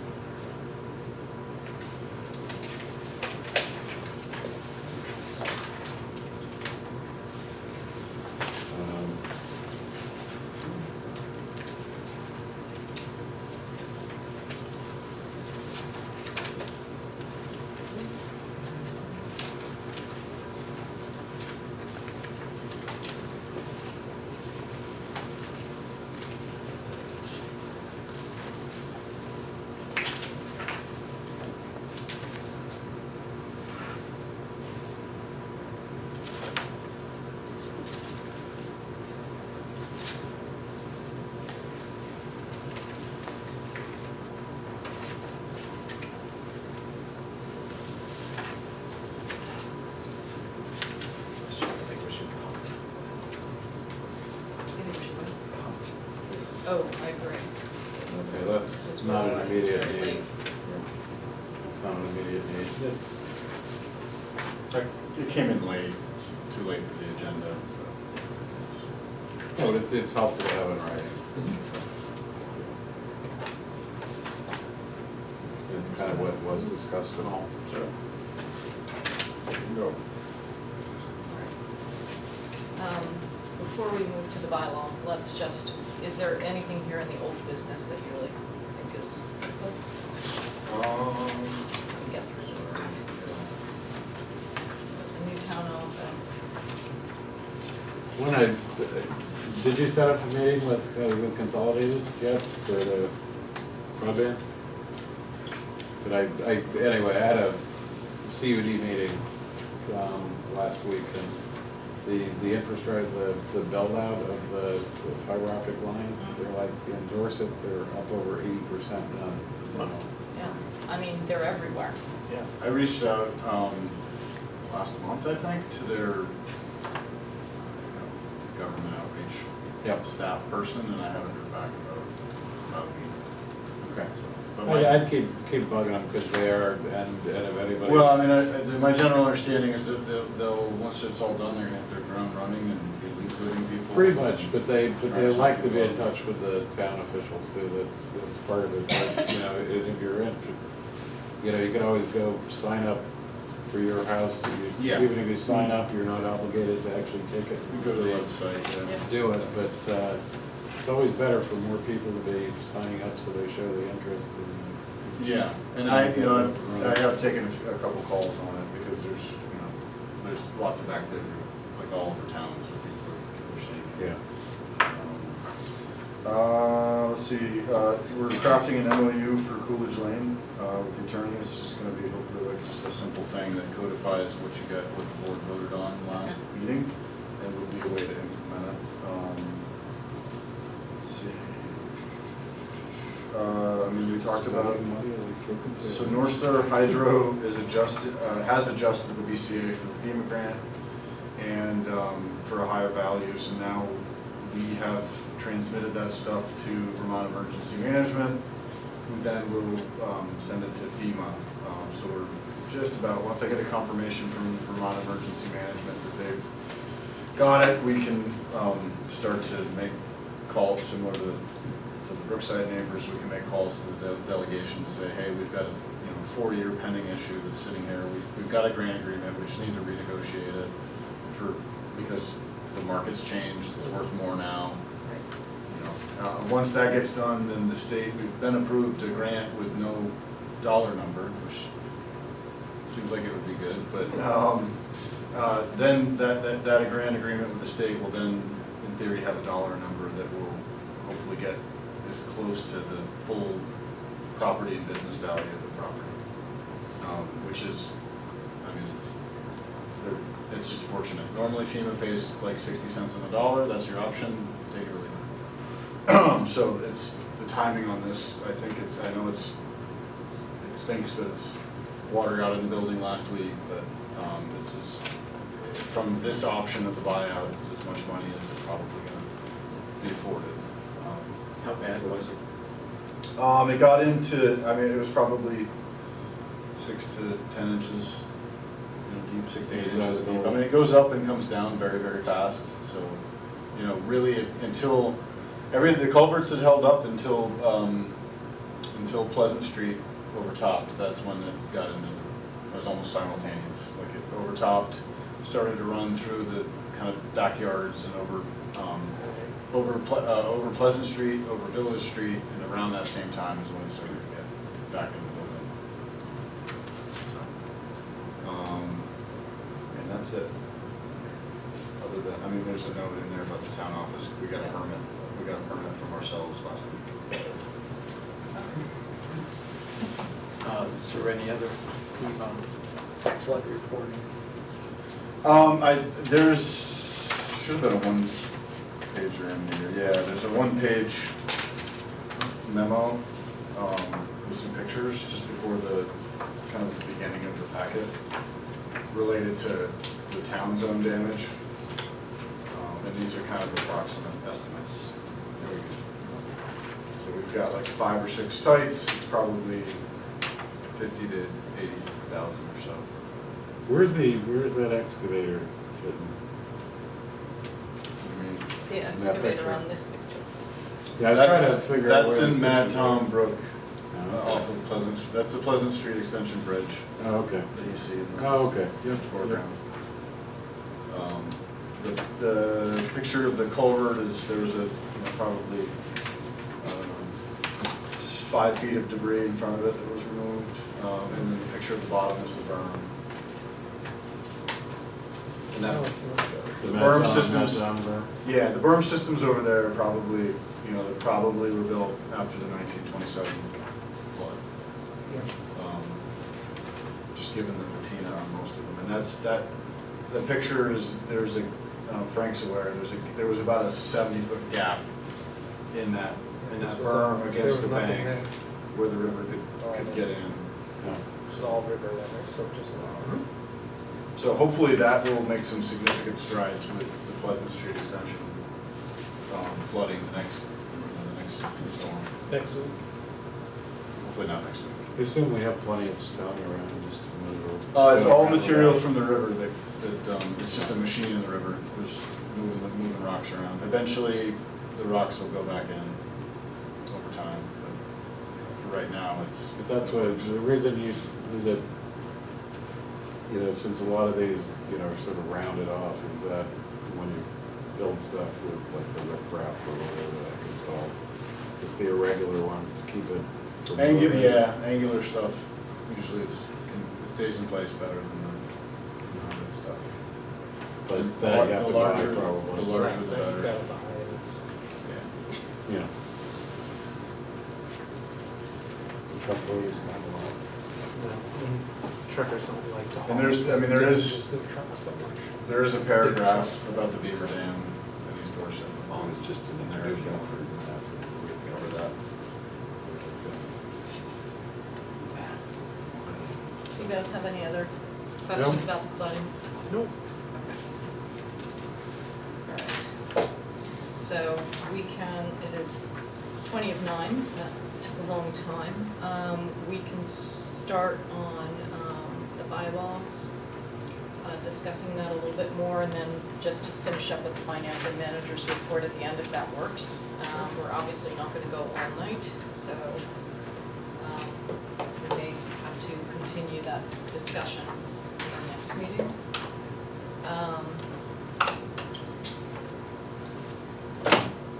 So this is really just a Gary continuing and of our David are here and discussion. Brandy's Yeah. on Zoom. Con- So it's a continuing of our- continuation of your deliberation. Yeah.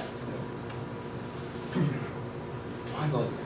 And I don't think I put basically you voted to take out Well, They the can be minutes a short from last meeting are kind of good for that. Okay. Yep, Voted to take out short-term rentals, had some discussion points on some other things, but no action yep, taken. So if I could start, yes. a question for Brandy. Brandy, can you hear me? I can. Great, Henry Chandler here. When we discussed last month about moving the 2,000-foot prohibition down to 1,600-foot prohibition, I could not find where in the bylaws that actual 2,000-foot prohibition exists. Maybe you know? Yeah. It is in the PUD section, I believe. Let me see if I can find you the citation. Well, we found Maybe it's in something, building envelopes, actually, so. yeah, we found It'll something. be in the subdivision section somewhere. We found something in the subdivision section, Yes. It's in the building envelope. but how would that apply to just a single lot zoning application, permit application? So yes, that building,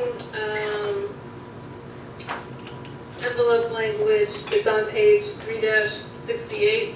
Yep, Yeah, so that is where you would make that change.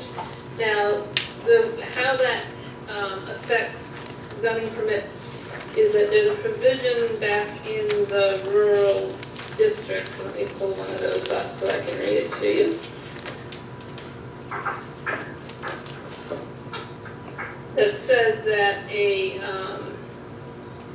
an undeveloped, so for instance, in the rural residential district, and now we're jumped backwards to page 2-19, that an undeveloped lot that's 6 acres or more without a designated building envelope has to have a building envelope designated before the zoning administrator can issue a permit. So there is a mechanism in here to require those building envelopes get set on larger rural properties at the time that they're proposed to be developed, even if there's not a subdivision. So if it's under 6 acres, that wouldn't apply? It wouldn't apply, that's a smaller lot size. You could obviously adjust where that sits, but in the rural residential district, the proposed minimum lot size is 3 acres. So this would theoretically be a parcel of land that could be subdivided into 3, more than 2 lots, potentially. So that's how that number got set. It's sort of in relation to being kind of twice the size of the minimum requirement for the district. You could adjust that a little bit. The setbacks obviously do provide some level of siting of development on a smaller lot. As the lot gets bigger, the influence of those setbacks obviously becomes less, more area outside the setbacks. So, and sorry about this, because it just seems very confusing, and I keep thinking if there's not a simpler way to deal with this. So what you're saying is you could have 2 houses that were built above 2,000 feet if they were on small lots, but they weren't subdivided. If there was a pre-existing lot, and actually at that elevation, I think the only place that you're gonna hit any lots like this is on the Danby Mountain Road, where the road actually does go over the 2,000 foot elevation mark, and that land is in the rural residential district. The Planning Commission did actually look at that section for a while and look at those lots, because there are some already subdivided lots up there that haven't been built on. I can't remember off the top of my head at this point what exactly the sizes of those lots are, but there are a few lots up there like this. It's those lots, a lot like that, that's gonna be in the rural residential district, is gonna be at a higher elevation, where, yes, if it was under 6 acres, and it hadn't previously been developed, you could put a house on it without the building envelope, but there might be 1 or 2, I'm not certain there is any that would actually be like that. And there's certainly not a lot. I'm confident in that. You'd have to be able to access it, right? Yeah, you would still be able to, you'd have to meet the access requirements and those things as well. I think one thing to think about is that there is, in land use law and Vermont law, a built-in assumption to some extent that you are going to be able to develop an existing lot. Now, it is obviously possible that all development rights could be extinguished, if the entire thing was all wetland or something like that. But the bar for basically saying you have a lot that's unbuildable is high under Vermont statute. But we have had in our regulations something that has limited the building on 20% slopes for a long time, successfully. Yep.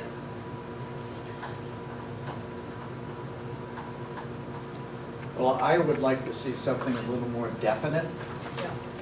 That would be, and I'm not sure where we would put it, but that basically prohibited development above 1,600 feet.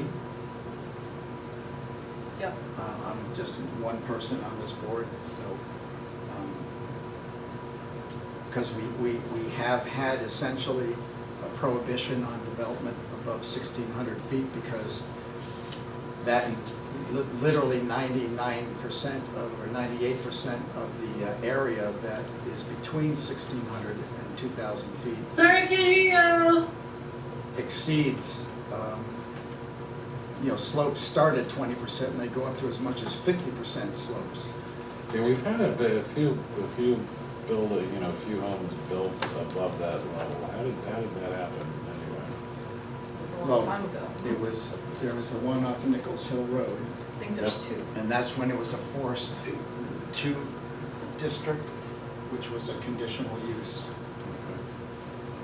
But essentially the 20% slope, prohibited it.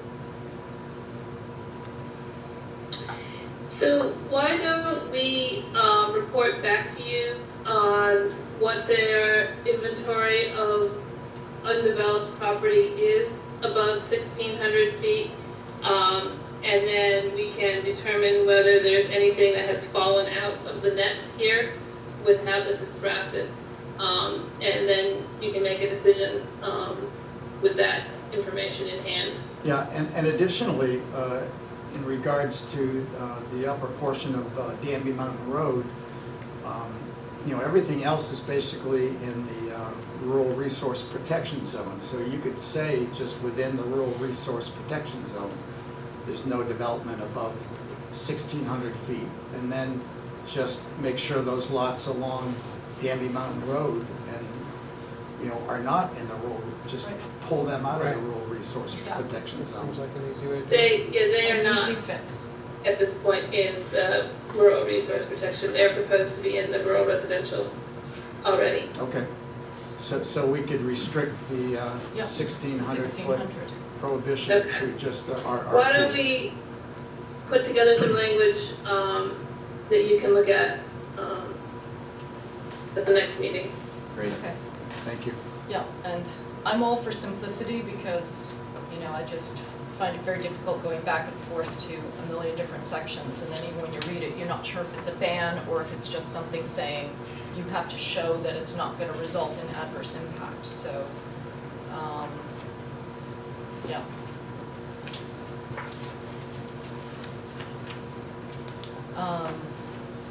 Okay. So we'll get some language on that. Short-term rentals was out. Frank, you had was it stormwater or wastewater? What was that? Stormwater. And the things you were suggesting, can we just go over that so we, I can remember. do you remember? Well, it was It was just in- essentially taking out that, Yeah. It was that there were middle- 3 categories, take Yeah. out the middle category. 3018 was the section. I And- should have brought those notes. Sorry, I think I made notes in mine, so I'll read you what I have, Frank, if this is, and then what we'll need is for you to, Yeah, look at that and see if it's okay. So in this section, under section 4, you had suggested removing the whole section where Right. referred to that. And then the other thing that you had mentioned that you wanted to change, and I'm just not sure if that's all, was in section 3, where it says on a lot by 2,500 to 10,000 square feet, you said that 10,000 square feet should be half an acre. half an acre. Yeah, yeah, Um, those are the changes I wanted. So Those are the that, you get changes. rid of the middle section and then the 2 others butt up against each other now. Get rid of this one. Right. Yeah. And then yeah. that one's there. Okay, and was, it just, for the next meeting, let's just make sure, take a good look at that and make sure that that's, Yeah, I didn't bring my notes on that, but I've got them that's okay. at my computer. Can I express a concern about $5? Sure. Hi, I'm Kyle Or Lawrence. Or actually, Yeah. it's the Oh. public, not a public hearing. Yeah. I thought you continued forgot. this, no? Oh, I thought you. No, Public we hearing's been shut the closed. public hearing, which was when we were taking all the input from all the residents, and now the select board is discussing all the input that we got. Did leave an hour short. Exactly. Maybe incidentally hear something somebody Yeah. happens to say. Someone just happened to, No, You text could me speak on that. individually to any selectman. yeah, Right. You can send information to me. Under conditional uses, Okay. But not. it encourages what Okay. we actually do Um, on the property. The other thing I wanted to raise was, which I think we did, The acreage. The yeah, the 2.75 acreage, versus 2.75 Yeah. for that one, and there wasn't really much of a reason to make it 3 acres versus 2.75, which is what it used to be. Right. And it seems to me that, I know we've heard from different people that that might have adverse consequences. For individual owners. And I'm not sure if, since there was no real compelling reason to change it. Compelling reason was rounding up, so it Right. was, No, I'd rather do that. Yeah, I mean, it was basically 2.75. 40,000 square feet. it was kind of, right. Was the number. That's a nice round It's number. moving I think it from, was- right, it's when you move from It's feet supposed to be like Right, square feet to 120,000, acres. it was 2106B. Let's see, which that, 2106. you know, that's not a great reason to change this. Right, it The was circle rural line. residential, right? And that used to be 2.75 and now it's 3 for the minimum lot size. Well, it was 40,000 square feet is what it was. Part of that discussion was what's calculated and buildable. Gotcha. If I recall, you can ask Randy. It was currently it's set at 120,000 square feet, Right, yeah. which Right. equals 2.75 Right. acres. I think is 120, whatever that math equals, that's what that's what it's set at. So it's a conversion from square feet to acres Right. issue.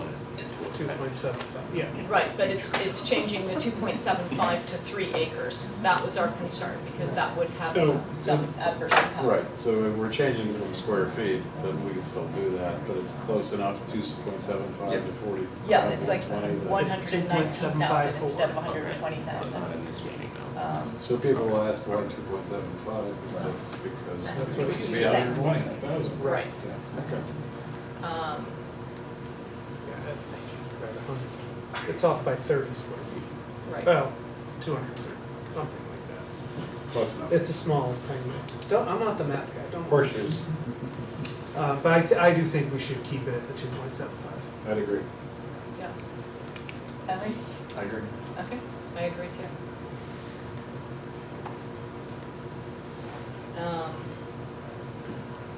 Yeah, so that just pops up in 2 different places, so we just have to make sure those are consistent. This is 2.75 in the rural residential zone. Yeah. Instead of 3, so that it mirrors what it used to be.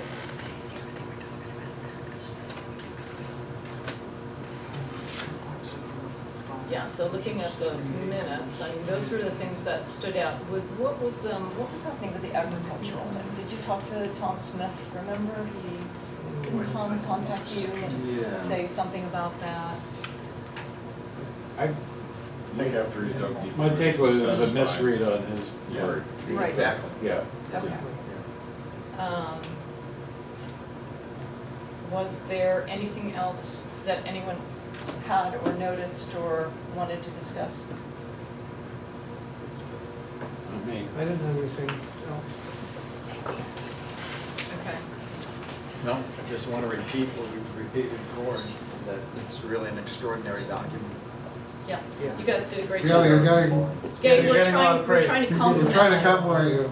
We're telling you how much Sorry? we love you. We were just saying, This is an did a extraordinary great job on document, this. and It's you guys extraordinary, did. but I'll tell you, it's Brandy and Rod that really, Okay, Brandy, thank Yeah. you. We're good. we were foot soldiers, but they were the generals. okay. So if we But don't. Brandy was trying to say something. Oh, Brandy? Yeah, just in terms of process, what I would propose to do is, go through and make these changes to the document in a strikeout and changes version that you can see for your next meeting, with the assumption that you're going to vote at the next meeting, because one of the things that's holding out in there is an effective date that needs to get added in. So I would add that in based on that assumption, and you could look that through. If you need to make any final changes at that meeting, you could make those discrete changes and then vote. Is that what your plan is? Roughly, I mean, If the.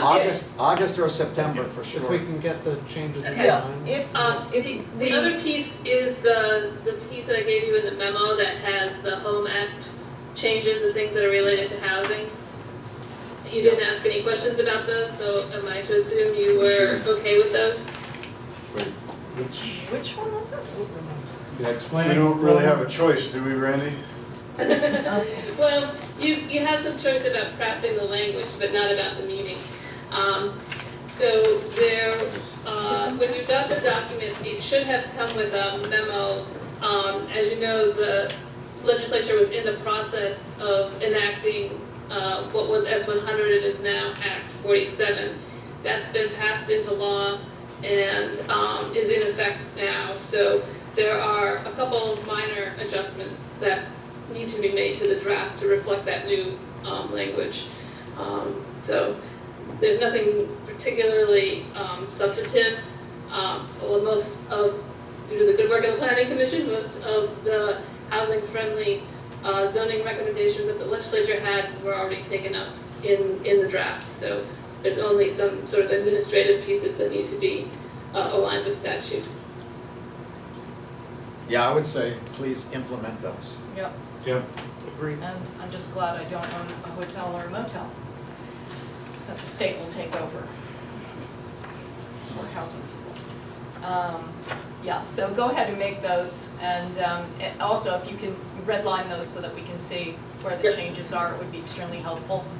And then, assuming that the language, we feel comfortable with, then we could vote on it, but we'll just see what that language is about the 1,600 feet. I think everything else was pretty specific, not too many real changes there, so.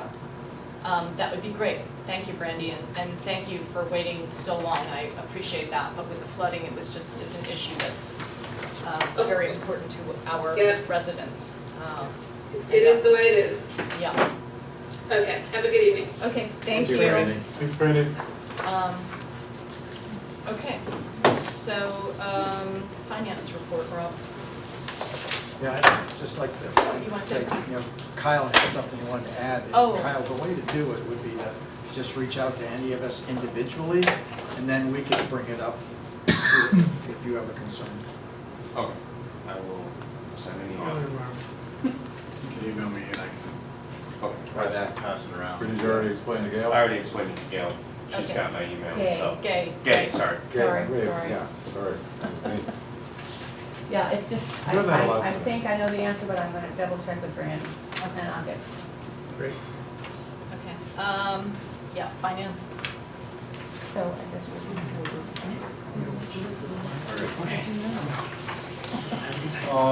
Thanks for coming, Kyle. Thank you, guys. Thanks.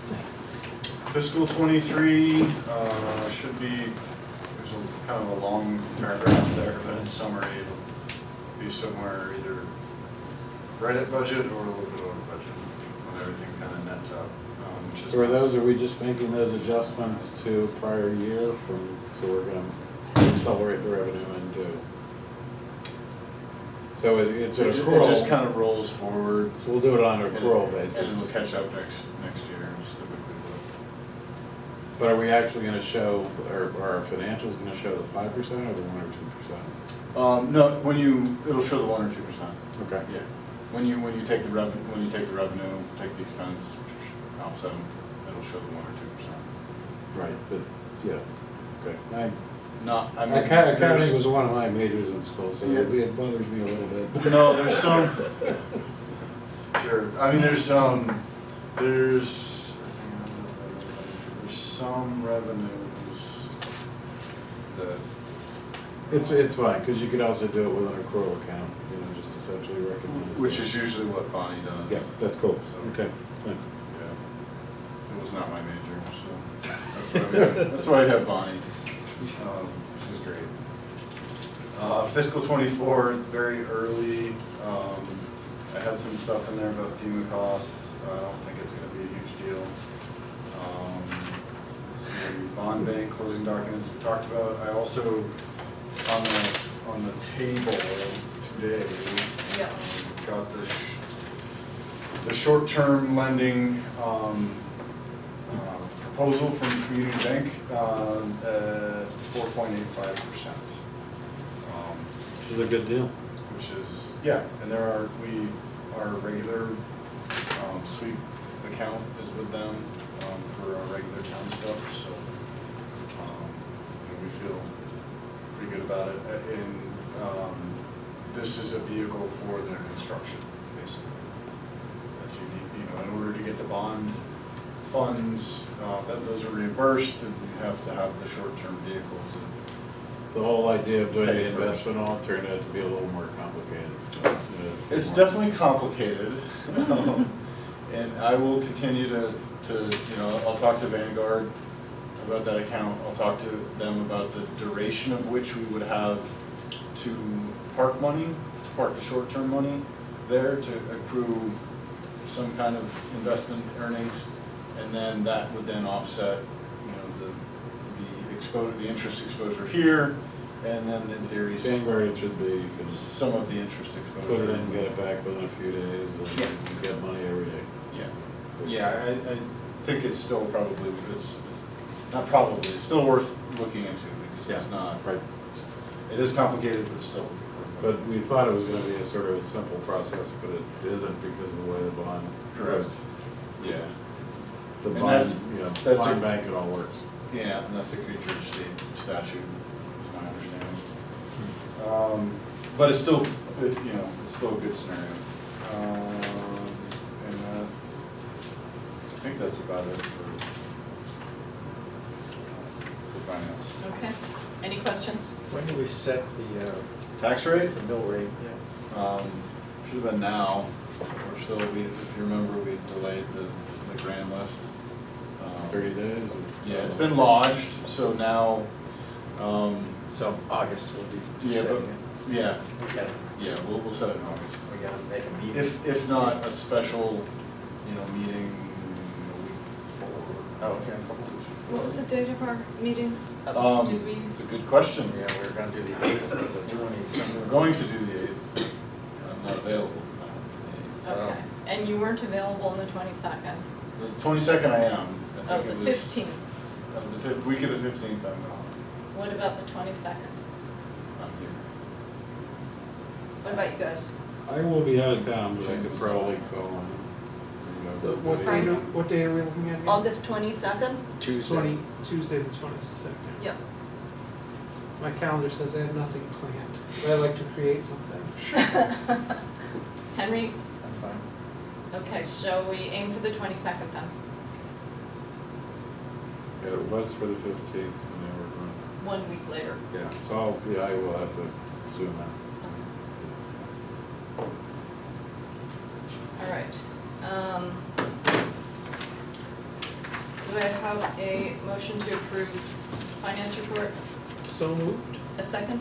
Second. All in favor, say aye. I, And it would also be good to get a motion to approve the community bank short-term note. Okay. Do we have a motion to approve the community bank short-term note? I will make a motion to, yes, to approve the bond anticipation note for the new town office facility At Raptor Lane. in Rector Lane. Do we have a second? I Yes. will second. Okay. All in favor, say aye. It's a little warm in here, you know? Yeah, Aye. all getting a little giddy. It gets a little hot after a while, okay. And managers report, is there anything you haven't already talked about, Rob? Because by the way, you have done just a phenomenal Yeah. job dealing with all of these emergencies I and know it's been a busy week for you. people Much are appreciated. heated and And- emotional and- and it's not easy. I also just like to say, I mean, honestly, I was trying to kind of make some statements about expectations and all, but at the same time, I mean, I think it's really impressive that, to give Rob a ton of credit and the select board and past select boards and all that, on a lot of these issues, there are people coming in and saying, I want something done, and it's like, we've been working on this Right. for a very Years. long time. Yeah. And I think it's sort of, it's part of the downside of public entities where you have to be extremely public, but nobody pays attention. So they don't know what's going on, but at the same time, I think it's impressive that, Yeah. I'd say we've been ahead of the game on Exactly. this. if that report hadn't been done, if, Rob, if you hadn't been working with all Yeah. the different entities that you Mhm. have to, and I do appreciate, that is the frustration. It would be great if this were just all town land and we could just go and fix it. Right. But we can't, and there's so many different entities, it's not even And just it's, one. and it's also, you know, there's an element of, I mean, you know, you feel for people, but at the same time, it's not, you know, the town has to operate in the best interest of the town as a whole.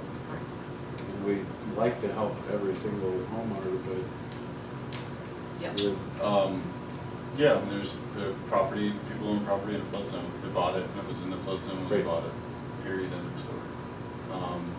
Yeah, but it's Like the. within reason, The house you Exactly. were If talking there are about things at that the we beginning. can within do- reason, you know, we wanna try to help as much as we can, and I think that we're doing, Exactly. we're doing that. Exactly. And I think that Yeah.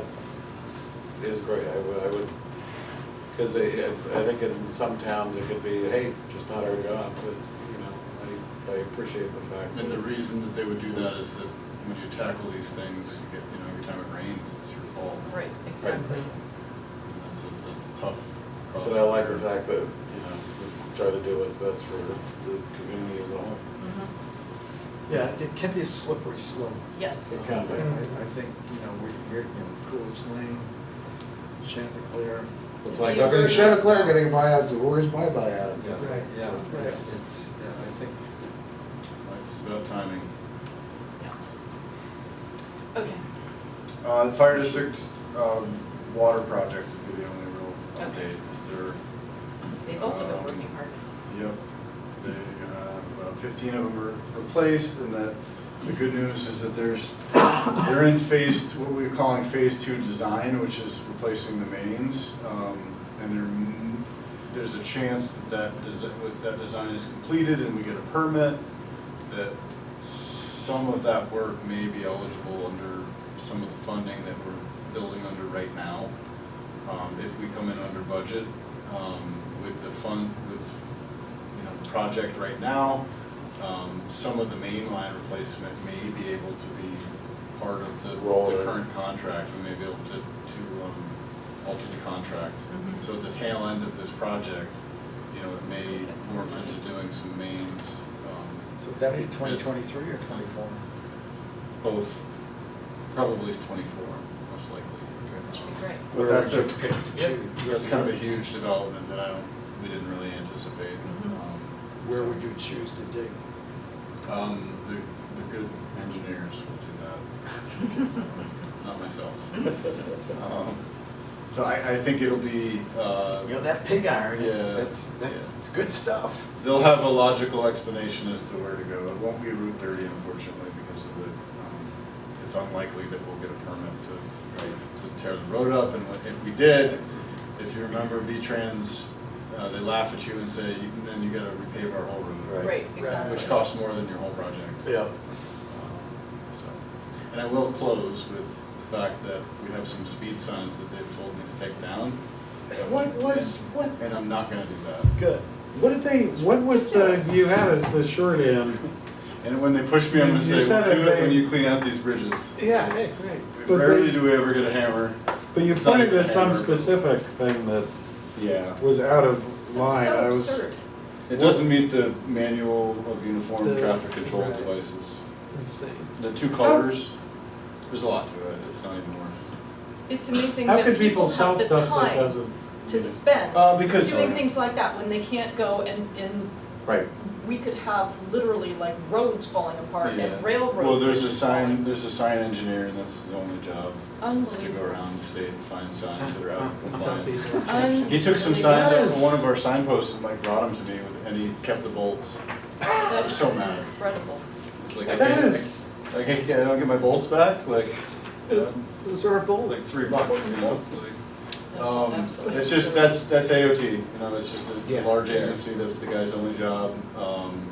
You see these same things in other communities, Jim, because those are either class 1 town highways, like in Manchester, or town roads, and you can, you know, what they cite is that in that 1,000-page document, that there's some far-fetched chance that there's liability on the town's behalf because of the flashing lights and stuff. But literally every community is using the same exact Exactly. units. Like, they're very effective, they're fairly cheap, they're easy to install, and, you know, But also, I was just thinking that. they really do a pretty nice No, job I- of calming traffic. Yeah. Totally behind what you're saying, I just like, I was thinking that since they are all the same thing, how can ours not pass muster when every other one does? The ones that we have on Route 7 are the ones that they specifically, that we permitted with Where you them. sit there,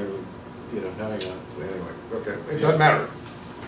Yep. Yeah, And those units are like I'll shut up. more expensive and not as helpful, so. Okay, do we have a motion to adjourn? So moved. And a second, I heard Ms. Frank. All in favor say aye. Aye. I, Oh, you got